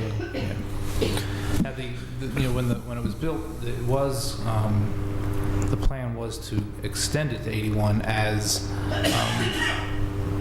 traffic increased on the current bypass. So when it was needed to relieve traffic on the bypass, that was to be the driving force behind when you extended it to 81. We only built the bypass 4 lanes just because it was right-of-way was so tight in there, and then wanted what was called alternate 6 at the time, Smart Road, to take traffic off the bypass. So the bypass is sort of serving 2 purposes now. It's getting traffic from Blacksburg to 81, but it's also serving as just back and forth between Blacksburg and Christiansburg. Mm-hmm. So you got dual things going on there.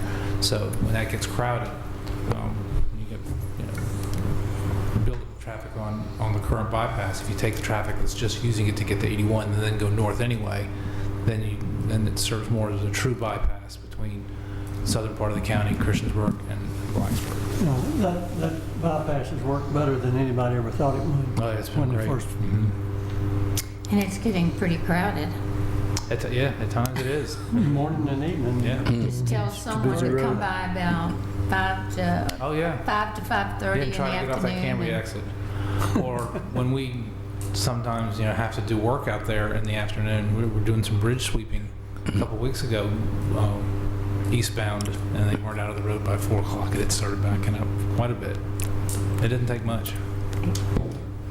When we're finished with the primary and secondary roads, I have something to bring up that I forgot to ask David about when you were up here before. Okay. Now she wants. So Are we what are we going to do? We're going to put it in there some way? Or just find out about it? I mean, I think enough time has passed that we need an update to find out if, or, yeah. Well, what we will do for this is we will provide a draft at the next meeting of a resolution for your consideration.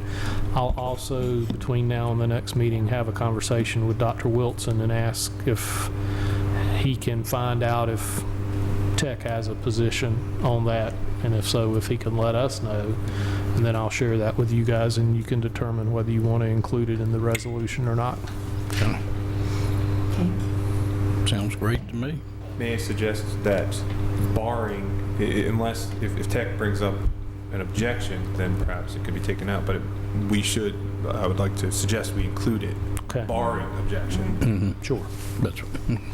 We'll draft it with that in there, and then I will make you aware if there's some concerns before that. Thank you. Okay. One question in regards to it says the NRV link, the Dublin-Blacksburg. What is that? Where we're opposing that, or was opposed in the last one? That is actually something that predates even me, and I don't remember why we included that other than there was some concern from Pulaski County, I think. Is that ringing a bell, David? Is that the road that goes back down through McCoy? Yeah, it's actually somewhat connected to what Mr. Tanger was talking about with the park. What Parkway. I don't know if they're all calling it necessarily a parkway. But there's a connector road in the. Then again, there's no money for this even in preliminary type of. I guess there's been some looking at it as far as just putting lines on a map, but getting from the new interchange that is proceeding along Southgate. At Southgate Drive, actually just a little bit sort of west or south, east or south of Southgate, and making it at least being able to accommodate a road that would go towards Price's Fork Road. But in this plan, it ends at Price's Fork Road. I think what this is referring to is extending it even further and connecting to Route 100 over by the airport with some other crossing of the new river and so forth. It was discussed some years ago. I think the PDC had some concern. It was brought up as a concern at the PDC. And I had to continually say no to all those because our board said no, we didn't really want that road. What we wanted was to work on 114 and Route 8 before we actually started talking about another road that would go across the new river, because it would end up going down. Does it go all the way through McCoy to get across the river? It has to. It can't go across at the Arsenal. Right. So, you It's down much further. Yeah. Well, yeah, down one way. Into Giles County is. I mean, if we need to keep it in here, that's fine. But like I said, I remember some distant talk about it one day, but I can't. I just wasn't sure what it was. Our local historian's going to. Yes, once upon a time. This has been going on for years. It was the Planning District Commission, actually Pulaski County, one point in time that was very supportive of it. It's called the Link Road, and you're absolutely right. It was going to go right through up McCoy Road, up Price's Fork Road, and that the times it was discussed, there was considerable concern about, you're right, wanting to use your resources in other areas, but also what was going to be the impact on Price's Fork Road and out through McCoy and all the things there. So the board, for any number of years, took a stance against supporting the Link Road in favor of other roads in Montgomery County that did not have as much opposition at the time. So it was proposed by the PDC. The board has included it in this resolution again for a number of years and wanted the resources dedicated toward roads in Montgomery County. So just the history. And I believe the PDC is not pushing it at all at this point in time. In fact, they may have taken it out. Well, I was going to ask, do you think we still need to even have that in there? Because I think It got pulled. I know over and over and over again I delivered our objection to having it even included in the list of projects. but you might check with them too. Check But I with Kevin. think, I don't know whether, I have a feeling they took it out, but I'm not sure. Would it be okay if they took it out if we correspondingly took this out of ours? Because we'll Or check. even if they left it in, we don't have to have it in ours. Well, I mean, I can understand why we would oppose some of those things, but if it's not even being talked about anymore, it would make our document a little more concise. Right. Okay. May I ask Dave what I was going to ask him? Yeah, he's waiting on you. Okay, Dave, did you get a forwarded note from us regarding a constituent that I had that lives at the top end of Clay Street in Blacksburg where it turns into the county? Well, this constituent wrote, and she was very concerned because she tried to go home. This was just last week at nighttime, and it was very foggy. So it's very difficult to see this road. And she wanted to go and turn into, one of those townhouses, you know, there onto the left. And so she asked if there was any way that we could have someone look at marking that road better, for instance, on the sides of the roads, so there's a reflector and you could see. She said it was so foggy she even missed the turn into, or he missed the turn into where he was to live. And also there's a sign there that says road narrows, but it also curves. And she was wondering if a sign could be put up there that indicated that it was a curve, and that, so in other words, greater marking for them to be able to see at various times of the day, and also a sign that would let people know it was going to curve and not go straight. She said it's very narrow and you can drop off, it drops off sort of on the sides. So I forgot to ask you about that when you were talking about the other thing. I'll take blame for that. You forwarded that to me Sunday night, and I thought Judy had forwarded it, but she hadn't, so it's coming to you right now. So. Right. Thank you. But I did want to bring it to your attention. Thank you. Thank you, Board. Any other transportation issues before we go out of work session? Well, we do have the revenue sharing. Oh, revenue sharing. As well. Yeah. Okay. That's a very important part of it. Let me pass out the information. Thank you, David. We identified some potential fiscal year 14 revenue sharing projects for the county. I think one thing the board, I guess, first needs to discuss is, do you want to allocate any money for revenue sharing for fiscal year 14? And then if you do, would you want to consider some of these projects as possible additions to revenue sharing? And Steve, I'm going to recognize you and let you talk about a couple of these that we've identified.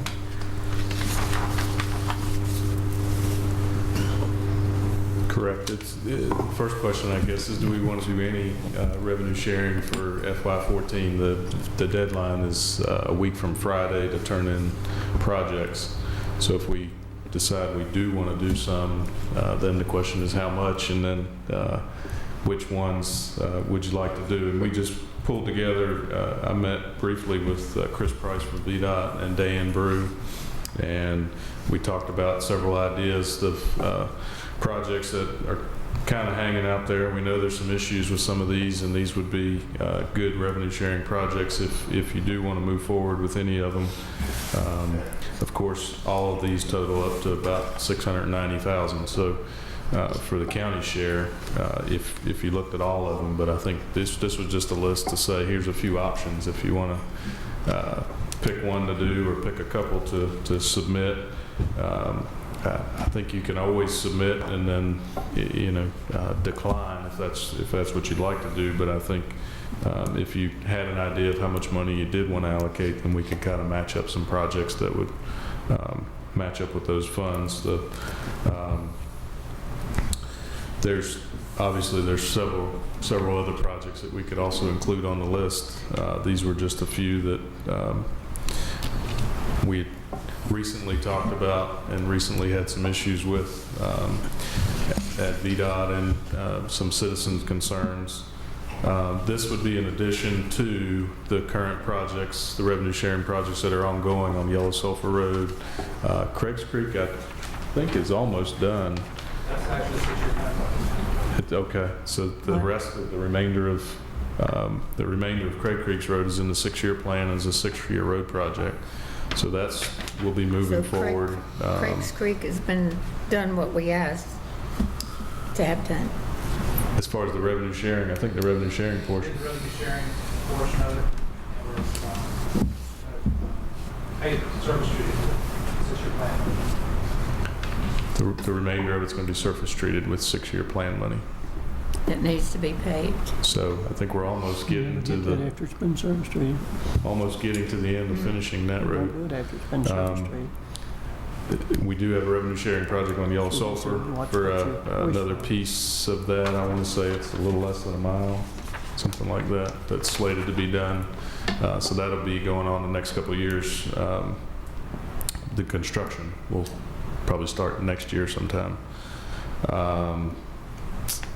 Sydney Church Road is another one that's in the 6-year plan, so that should be taken care of with those funds. So we're talking about projects outside of the ones that are covered in the 6-year plan.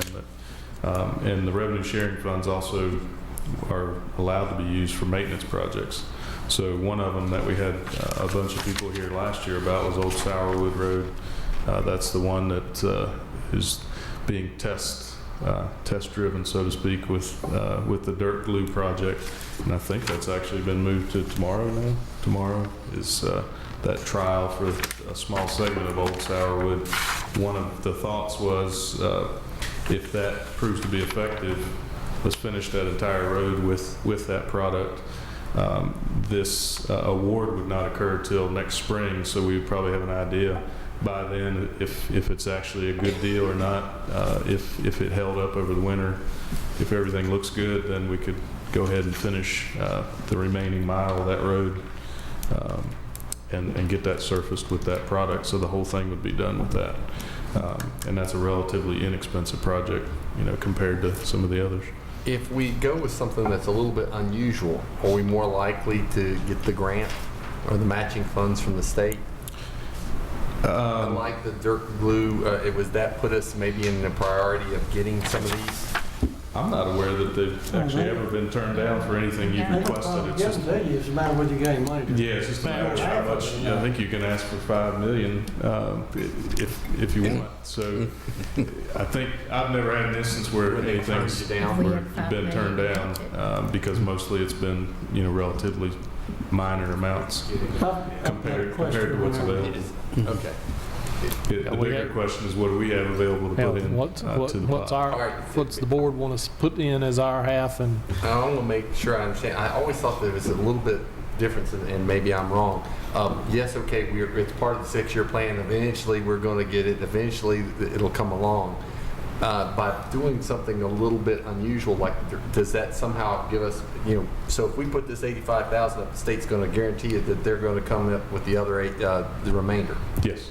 This is a different program. Okay. So you have your 6-year funds that you get on an annual basis. This is kind of a separate pot, if you will, that you ask for each year and say, we'll put up $1 million if you'll match $1 million, for an example. The challenge with the revenue sharing funds, and David can vouch for this, is because of budget constraints on VDOT's side, the county has set aside funds for the last, we haven't set aside funds the last 2 fiscal years. I think it was the years prior to that, because we've still got projects waiting to be done that we've got money setting aside for. And that's more of a staffing issue than the funds. The funds are there. Yeah. It's just having the ability for VDOT to administer Execute the program. the projects, yeah. and I don't want to speak for David, but I think like the Sourwood project is a simple project compared to many of the others. It's more or less just preparing the roadbed and then putting that material down. And like I said, it's really kind of a maintenance type of a project versus a new construction project. So that's really a simple one, and by all standards, that's a simple project. And would probably, if it got funded next year, would probably get done next year, would be my guess. Probably around this time next year. Question. It's great. This thing, you got Mount Pleasant Road, Yes, sir. and Mount Pleasant Road, my understanding was that there was already money available to do the section there of Mount Pleasant Road that is on this map. However, there is the other Mount Pleasant Road, the one that comes on the rough Mount Pleasant Road, that I don't care if this one here, this one can last another year or two, 3 or whatever, if it has to. But we need to work on the other Mount Pleasant because it's flat doggone dangerous. It's got drops that, it's the worst part of all of Mount Pleasant, but we've worked on both ends of it, or at least I guess the town did a lot on one end of it maybe, and then we have got it down for a piece. But where we left off and down to where this one here leaves off is the worst part. That might be my mistake, because the intention was to get the worst part. What the thought was, talking to Chris and Dan, the thought was to do not really a construction project per se, but do a widening project through that worst area, and do that as a project by itself and kind of fix that problem. And then behind that will be another project which will come through and be more of a traditional road project. So the vision was to do it in 2 steps, to kind of make that real bad part not so bad. Yeah, and then that's come terrible. through. That's a terrible road. So that may be my mistake. And I'm not sure about what this is, but it looks like a creek bed at one end of it, and that would be where they're replacing or fixing the old bridge. I think we're back towards Christiansburg from that project, but I may not have that in the exact right spot. But that would be the intention, is to fix that. And that's the part that does need to be fixed. But that's such road widening of curve. That's You have on here road widening. Yeah, I think the actual location of where that is what I may have incorrect on the map. Yeah, you could pick several of them, I think. So, but that is such a huge project, such a. See, that was all one project at one time, then it went to 2 projects, been broken down. 3 projects, and now it's back down to hopefully 2 projects. And, Well, this would be in addition to the one that's already in the revenue sharing program. I'd like to have some revenue sharing money to try to fix that. So, and we've kind of guessed on that one about $500,000 to fix some of those real bad Probably get you to the first 2 curves. Yeah. So I think you could throw a lot of money at a road like that. Same as yellow sulfur. Yeah. I mean, those are going to take a lot of It's a lot, funds. then it isn't, it can come probably a quarter of a mile without doing a lot. But then you really pay for it for the next quarter. Yeah. So I guess we just kind of need some direction as far as, first of all, do we even want to submit anything? And then if we do, kind of some direction on the amount of funds the board may want to set aside for that. And then we can select one of these projects or any other project, really. Well, I'd like to know where the money's coming from. I thought we didn't have money except the new money that came in that we weren't expecting. Where's the money coming from for this?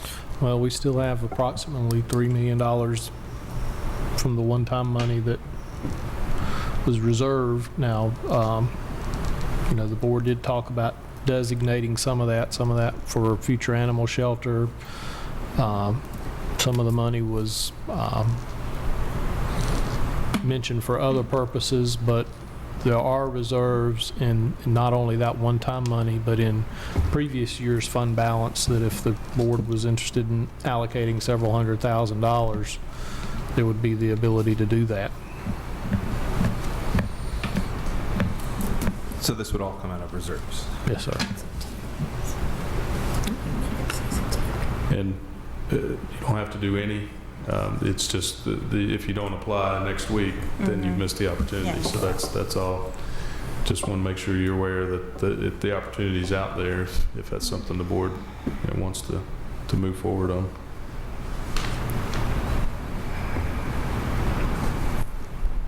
I'd certainly like to see $250,000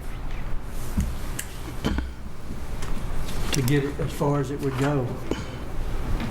It ain't gonna come, it's definitely not gonna do it all. Probably won't even do half of it, but you're never gonna get it all until you start doing a piece here and a piece there.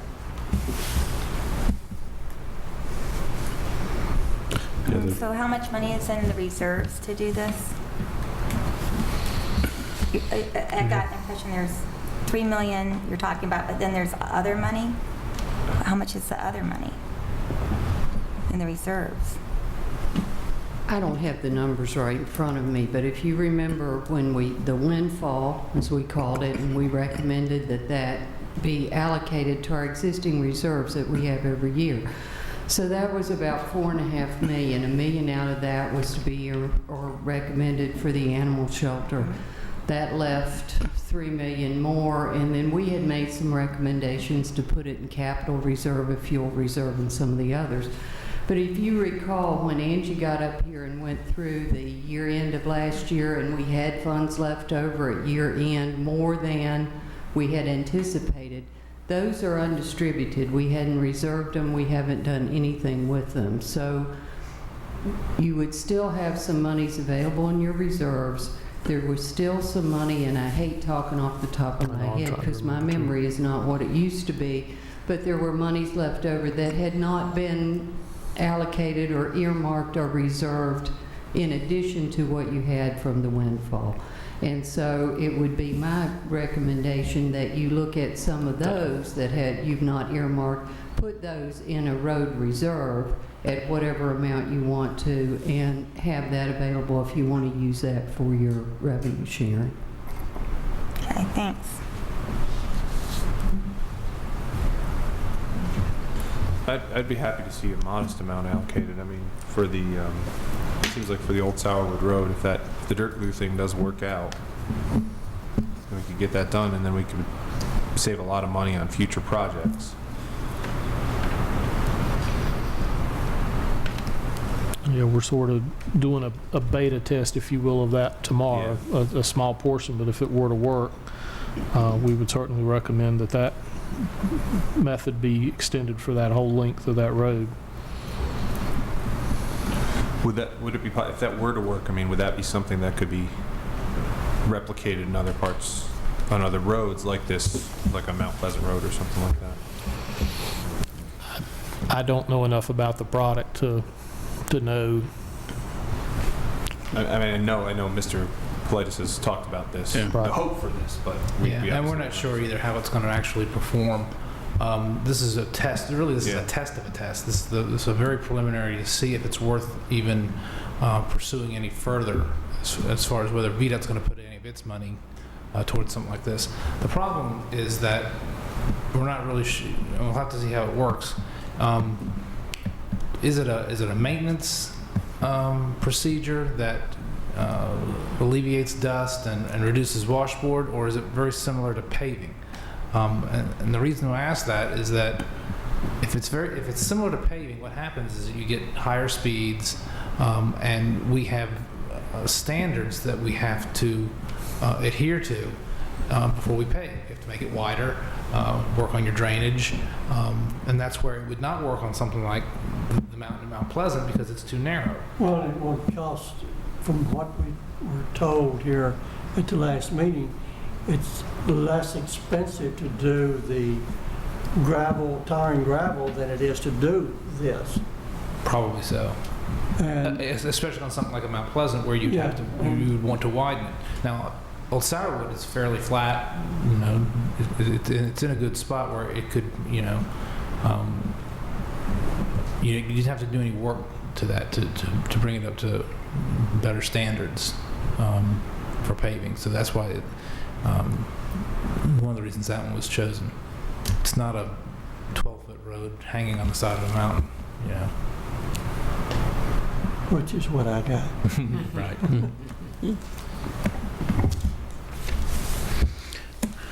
But I certainly would like to have, if at all possible, get some, whether we decide to do it or not, put in for the 250,000 of county share.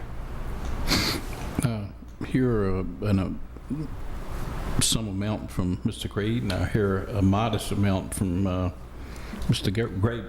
Gabriel, Supervisor Gabriel, to bring the discussion along. Well, if you did half of Mount Pleasant and half of Old Sourwood, if you did the county share of those two projects, you'd be looking at $337,500. Would that be covered by the year-end monies? The special that Angie was talking about?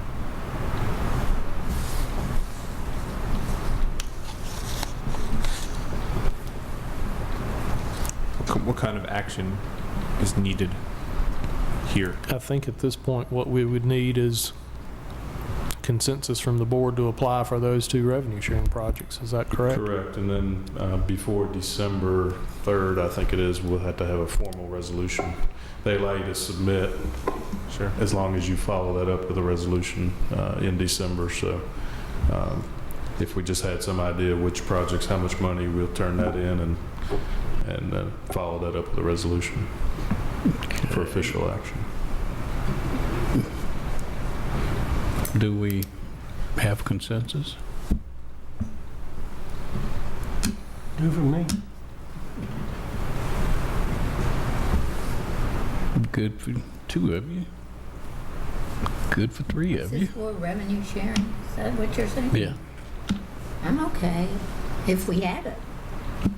I mean, I'd like to know about the monies that are out there Because we keep having any money. to do this. And in fact, I was just thinking, did I understand you to say that from the windfall, we had not done anything with $3.5 million? We haven't specifically allocated it, no ma'am. So when you don't allocate it, it just goes into the county's fund balance, or it's just generally reserved for future use. It's not specifically allocated at this time for a... And so it was not part of the budget, balance in the budget, or having enough That was revenue in the one-time money. budget to do the things we want? Well, it was the one-time money from the tax increase, that's correct. All right. And then there's additional funding? If you remember, and I do not have that sheet in front of me either, it walks across No, the I various... don't remember. That's why I'm asking. I don't remember. I really don't. It's the big, long sheet that Angie walked Yeah, but I still don't remember. And so there's money at the end that has Right. not a part of the windfall that hasn't truly been recommended for any reserve. And your reserve monies are not appropriated. They stay in reserve until a project comes along that you need them for, and then we bring it back to you to appropriate it. So the reserves are over here, and there was some additional money at the end, but Do we have, I don't remember. I was just saying, do we have a considerable amount? It Or was, the best I remember, it was a couple of $1 million. couple million? And what So that what you're does... saying is there's probably $5 million there, $6 million? No. I mean, somewhere in that general area, huh? I'm afraid to shoot from the hip. Okay, I just wanted to know if it was It was 500,000 or... It was well in, like I said, those two numbers, it was well in excess of 337,500. I think it was several million, but I don't remember for sure. And again, what happens to that money is if the board doesn't allocate it for any specific purpose, it just adds to the fund balance of the county, which helps with our... From year to year that's also on the charts. You know, it'll Yeah. go down 1 year, it'll go up another year. But we'll be glad to send the chart Back out. 2 years so we can all remember again. Yeah, I went back through, I can't find Right, it so on, next year, there's still 3.5 million if we don't use it it's still reserved. Yes, in ma'am. reserves. Yes, ma'am, it's not And been then allocated. there's whatever. The only That thing that number's we actually not- allocated was the 750,000. To the schools. For the schools. Right. And everything else. And then there was so another, there was something, was it for the sheriff's department? there was another little, I say little, it was, Yeah, And Parks. Parks and Yeah, Rec. it's 390. yeah, I remember, those. I don't remember the specific amounts, but I remember what you're talking about, Chris. I just don't remember the total amounts we'll that was out we'll there. dust that off and get it back out to everybody, because I can't Well, I think what would be helpful is, like, when something like this comes up, that would be the time that you would have that in your packet to find out where the money was going to come from. So, you know, you're feeling more comfortable with what you know. You know, because this has happened before when we've had to say, well, where's the money coming from? And somebody will say, well, it's coming out of contingencies or something like that. Well, how much do we have in that? And then we started actually putting that information in the packet because of those questions. So I think that would be helpful. I know this is like we're trying to get this done and sent, but I think that would be helpful because we're out here telling the public we don't have any money, and we're telling them that, you know, we had to raise the taxes to pay for the capital needs, and we want Richmond to give us money, and then we're sitting here saying, well, we have this money. Well, we know that it's one-time money, and we know that, you know, we're going to have needs to spend it on, but if you're just sitting there and you're listening to us, I don't know if there would be a real understanding of what we're talking about. All of a sudden, we have all this money, and we can put it into road projects. I don't know. Well, you know, we really should be, you know, this is kind of beating a dead horse, I guess, but we really should be putting some money into all these roads that we've got every year. That's the only way we're going to ever get them all done. Well, if And- we and do the- that, then they're going to make us do that. well, and I think the reason the board had not allocated any revenue sharing money, like we said earlier, for the last 2 fiscal years, is the money that had been allocated in the fiscal years before that just hadn't been spent yet. Yeah. So it was kind of like, why were you just piling on to, And I guess that's why I was asking that question initially. It seemed like that we have got these projects, they've been in the plan, but they haven't actually come to fruition. And that's why I asked the question, if we did something unusual, I guess the road glue, would that somehow make that happen instead of getting backed up? That has nothing to do with what they will accept. So that doesn't play into it. Okay. Well, as far as funding it, I don't think it does, but as far as getting it done, that project would get done much quicker than like a Mount Pleasant Road, because the Mount Pleasant Road would have much more design work, would have environmental, would have all that kind of stuff, whereas this one would, if it's done as a maintenance project, would be done relatively easy. So that's the difference. As far as getting the funding, I don't think there's a difference, but it's as far as which one might get done quicker with the funds or be able to be done easier by VDOT. I won't speak for David, but I think that And I guess I would comparing have- the two, Sourwood would get done much quicker. And I guess I don't have a problem with saying, let's apply for both of these at this point in time. I would like to see how many people are going to be impacted by the Sourwood project, how many people are going to be impacted by the Mount Pleasant project, so I would have a better knowledge in making my vote. And when it comes time to allocate the money. So I don't have a problem with going ahead, I guess, with those, and Bill, you were looking for a consensus, but I want to state publicly, I'm not saying that I'm going to vote for both of those, because I'd like to hear the impact of which one is going to impact the most citizens, and at the same time also address some of the safety issues. Now, Sourwood may be a great safe road, it's just gravel. While Mount Pleasant may be a death trap, and I'd love to hear some numbers about some accidents and things Well, like that. and I think you'll probably get a chance sometimes this spring to go on the road viewers, we'll do that again in the spring. and we go to all those. Scary. So you can actually see them. Just the fact that you haven't. I've been up Mount Pleasant, but it's probably been a year or two. I don't know that I've ever been on Sourwood Road in my life. Probably not a dead end road. If you, Mount Pleasant, that upper end of it. the last 6-year plan hearing, I think in March, we probably had 12 or 15 people here from that road that were asking for something to be I done. remember the lady in particular. Yes. And David said, just to remind you too, that there is not an obligation. If you apply, you're not obligated to accept any of it, or you can accept one and not the other. Right, So- that's what I was going to add as a final comment too, is tonight all we need is consensus to move forward with the application, and we can apply for those too. We'll get the financial information, so you'll have a comfort level there, and try to get the information, Supervisor Tuck, that you requested, so. Yeah, and I don't think anyone else would,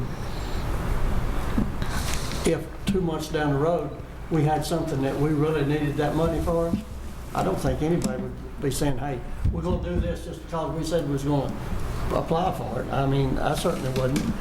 And I don't think anybody else would. Well, I don't, there are, believe it or not, every once in a while people come up and say they've watched this, and I didn't want people to think that we were committing ourselves to spending this money at this point in time. And that's part of the reason why I want to state I'm not committing to voting in favor of it at this point. Okay, and I'll commit to this. I will personally take anyone down there that would like to ride on what I consider the worst road in the county. We will go down for a ride. Okay. Not me. I've been there. Okay, one quick thing about this reserve money. I can remember a conversation, several conversations we had as a board on how to use this money. Some people talked about expanding, looking for industrial park land to spend some of it on it. It's not like it's been secret money. The money's been out there, and we've talked about it, but it was so close to the budget time. They says, well, you don't have to approve it right now. Right. You can talk about it later. So I guess the later conversation hadn't come up, because I know that That's a the good part that went to The schools. yeah, the schools and the industrial park, looking for some more parkland, because that one was full, was one of the things. Yeah, and things like that. Well, and I appreciate you mentioning that, because one thing that'll be coming to the board in one of our upcoming meetings is we always give, well, actually, we haven't done this in the last couple of years, but we do give the departments an opportunity to request what we call carryover monies. If they've saved money in their budget in the prior year, if there are specific one-time needs that they have in the current year, if we had savings available, we look to try to fund some of those, and we'll be talking about that. But it is good to periodically remind the board members of where we are with those things and the reserves, because I can assure you there's not a lot of extra money sitting around. I think very quickly when you look at that, you'll realize, well, we had talked about this for that and this for that, and it gets earmarked pretty quick. But that is a good point, and I made myself a note too. It'd be good to have that sheet in our packet or available, so we can just call it up anytime that's a question. But we'll get that to everybody. Yeah, it looked like we've come to a point to where we can go out of work session. Motion to go out. So moved. Second. Clerk call roll. Ms. Biggs? Aye. Mr. Tuck? Aye. Mr. Gabriel? Aye. Mr. Creed? Aye. Ms. Purvis? Aye. Mr. Brown? Aye. 6 ayes. Well, the next item that we've been waiting for is the county attorney's report. Well, do we have to make that a motion about these two things? We have No, it's just three ayes. consensus of league. Oh, just Just a consensus. Okay. Yeah. So we're okay. No report, Mr. Vice Chair. County administrator's report. Mr. Vice Chair, just a couple of items. First, I want to thank everybody again for the meeting last Thursday night at KIPS, our second county conversations meeting. I think that went very well. We had about 20 citizens to come out, and a lot of good questions were asked. We do have two more meetings coming up, one on Monday, October 15th at Christiansburg Middle School, and one on Monday, October 29th at the Blacksburg Library. So if you haven't had an opportunity to attend, look forward to seeing folks at one of those meetings. The only other thing I was going to mention is one thing that Joseph Yost has done since he's been a delegate is he likes to get the local government administrators together on a fairly regular basis to talk about issues and concerns, and we're having a meeting next week. And I will be bending his ear on several things, but if there's ever anything specific you want to make sure that we're talking about, let me know. Most of the things that are on our legislative priority list are things that we talk about every time we're together. So have you shown him the information that we've been sharing at our community meetings? I will take that packet specifically for him next week. He has gotten, when it was mentioned earlier about some of the charts, we've given him those charts before, so we'll keep that in his vision. So, and that is all I have this evening, sir. Okay, Supervisor Biggs. Well, I just wanted to comment on the community meeting at KIPS. I thought went really well. And again, thanks staff for all the hard work and long hours. That one lasted a little bit longer, I think. And a lot of people had questions at the end that they were asking us, you know, individually. And that was a good thing, too. The other thing is I went to the Aviation Summit at the Virginia Tech Inn this afternoon. And they gave us an update about the Roanoke Regional Airport is what it was. It was really interesting. As you know, you've been watching the news and been reading the newspaper. They're going to update the airport. So what they did is they did research to see how people felt about the airport and their travels and everything. So they had all of that they presented, and they talked about the upgrades, and they're going to have an ad campaign coming out to let people know about the airport. They even have a television ad I think they might be putting on.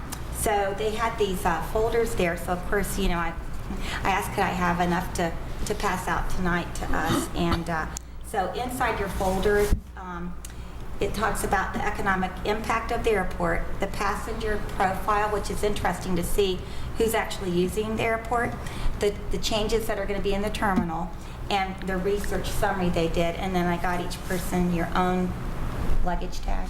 Okay. So it was very good, and they're going to come back again, I think, and present additional information. They weren't asking for money or anything like that. They just sort of are getting the word out about the airport. And of course, they're an authority, so they're funded from all the things that come into the airport. They do get some federal money, some state money, but you know, they get money from the airlines, and so there's no money going in from local governments. So I wanted just to spread that. Okay, and that's it. Let's see, 2 for you guys.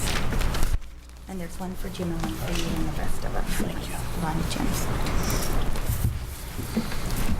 you. Supervisor Creed.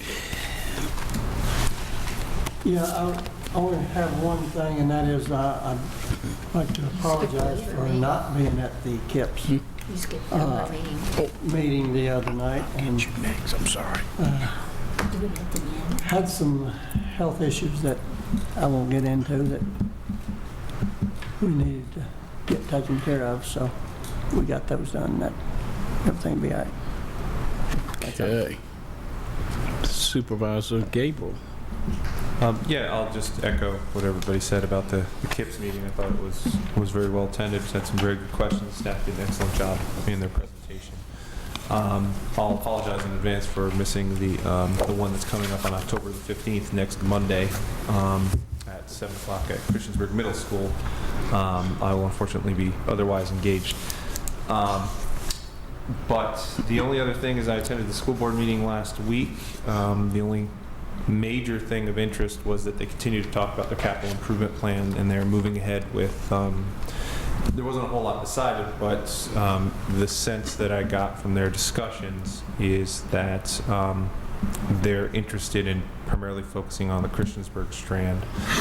That seems to be kind of at the top of their list, whether that be the high school or reconfiguring elementary schools or something like that. So they're planning to get that list finalized by, they said, February of 2013. And I would assume we'll be hearing a lot more about that in the future. And that's all I have. Thank you. Supervisor Tuck. A couple of things. We do have the meeting come up at the Christiansburg on the 15th. I have a jury trial that day. Hopefully the jury will be back before with the verdict before that meeting ends. But there is a chance I won't be able to attend. I hope to be there. Planning Commission will be taking up chicken soon. and trying to address that issue. But one of the other things, and staff had contacted me about going to the homestead for the VACO, and I wanted to stress that because I'm not going, I didn't want anybody to get the wrong idea. One, the county gets a discounted rate about going up to the homestead. Some people are going to think, oh, they're going to the homestead. But two, it is an opportunity for all the folks there to meet a lot of the people in the legislature and the governor and lieutenant governor. I think it's very important. We have got on our board, we have officers in VACO, and they are important in trying to keep the legislatures aware of when they send down unfunded mandates. And so I think it is very important for them to be attending. And I also wanted to let everyone know that it is at a reduced rate. It's I think you could probably stay at the homestead cheaper than you would be able to stay at the inn at Virginia Tech. With that being said, I wish everyone there who's going up to Homestead well, and I hope that you're able to convince some of the legislators that we need to stop having to write them a check and give some of the money that they're giving us, give it back to them, which doesn't make a lot of sense to me. Quickly, Mr. Tucker, those chickens going to be fried or baked? Different planning commission. Here's the thing. I do know, contrary to what the paper says, I do know where the eggs come from, and so I'll make sure that they'll just, we're talking about some hens. We're not talking about raising them for meat. I think we're talking about raising them for eggs that are built. Okay. Supervisor Perkins. You're right, we do get a discounted rate there, and it is what we found out, I think, through VACO, and Ms. Biggs can correct me if I'm wrong, but we've gone many times to try, to get quotes from other places, and this is the cheapest that we've been able to get. Plus, it is one of the few places around where you can have everybody in one area, and as you say, then talk to legislators and others that are very important in terms of trying to be a cohesive force for counties in Virginia to let the state government know the predicament we find ourselves in.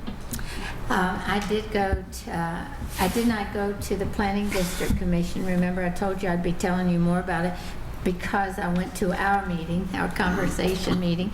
So I'll continue on with that and get back to you on it. I did go to the Airport Authority today. We're moving forward with all the planning for the Southgate hookup with Tech. We were saying today that was quite a complicated project, that you've got to coordinate Virginia Tech, VDOT, county, trying to get it all to come together and us, at one time, because the airport will be extended quite a few thousand feet. So anyway, we did discuss that. One of the interesting things we did discuss today is that we are going to have to put a taller fence in some areas. As you read in the newspaper, a deer ran into the Hokey bird plane, and actually the deer ripped off the flaps on one of them, and then the Hokey bird plane is a citation, so it's a good sized plane. And what we have had there is a very big gathering of deer, because there are some wooded areas or parts of it. So at any rate, we're talking about having a higher fence. Apparently deer can jump at least 8 feet. I learned that today. And then there are some areas where there are culverts that they've been digging under to get in there. So they're going to put, and I do not know the appropriate name because it escaped me today, but they're going to put something in those culverts so that the deer can't get through the culvert, to dig underneath the fence to get into that place. They've found as many as 5 deer at a time in part of the little wooded area that's there. The second thing, the next thing was that, as you know, the airport is renting out space, part of the land that's not in the runway pattern, and people who are coming to Tech can park their motorhomes there, and some of them leave them there. You can buy a package, you can for all the games, or you can do it on a one-by-one basis. So there are a lot of things. The Southgate project is moving ahead, and the movement of the Tech Center Drive should be starting next year. Something should happen in the spring, and then moving on to 2015 for completion time, or at least some major part of it being completed. So it's quite a lot going on there, and the primary reason I would like to say that for trying to extend the runway is so that we can have the larger corporate jets come into that particular airport. The airport, of course, thrives on selling the fuel, and most of the planes that are large corporate jets, when they come in, they cannot fill up with fuel. They can only put portions of fuel in it because they're too heavy to take off with the runway that we have. So that's the primary impetus for having that runway extended. And Tech is a part of the airport authority, so we've all been working together very well on that particular issue. But I just thought you might want to know that. Thank you very much. I was going to ask you how much dough it was going to cost to fix the deer problem. What? What? I didn't hear you. I was going to ask you how much dough it was going to cost to fix the deer problem, but... Well, Ms. Biggs, I imagine you could probably tell more about that than I could. So. Would it be a lot of bucks? It would be a lot of bucks, I'm sure. Yeah.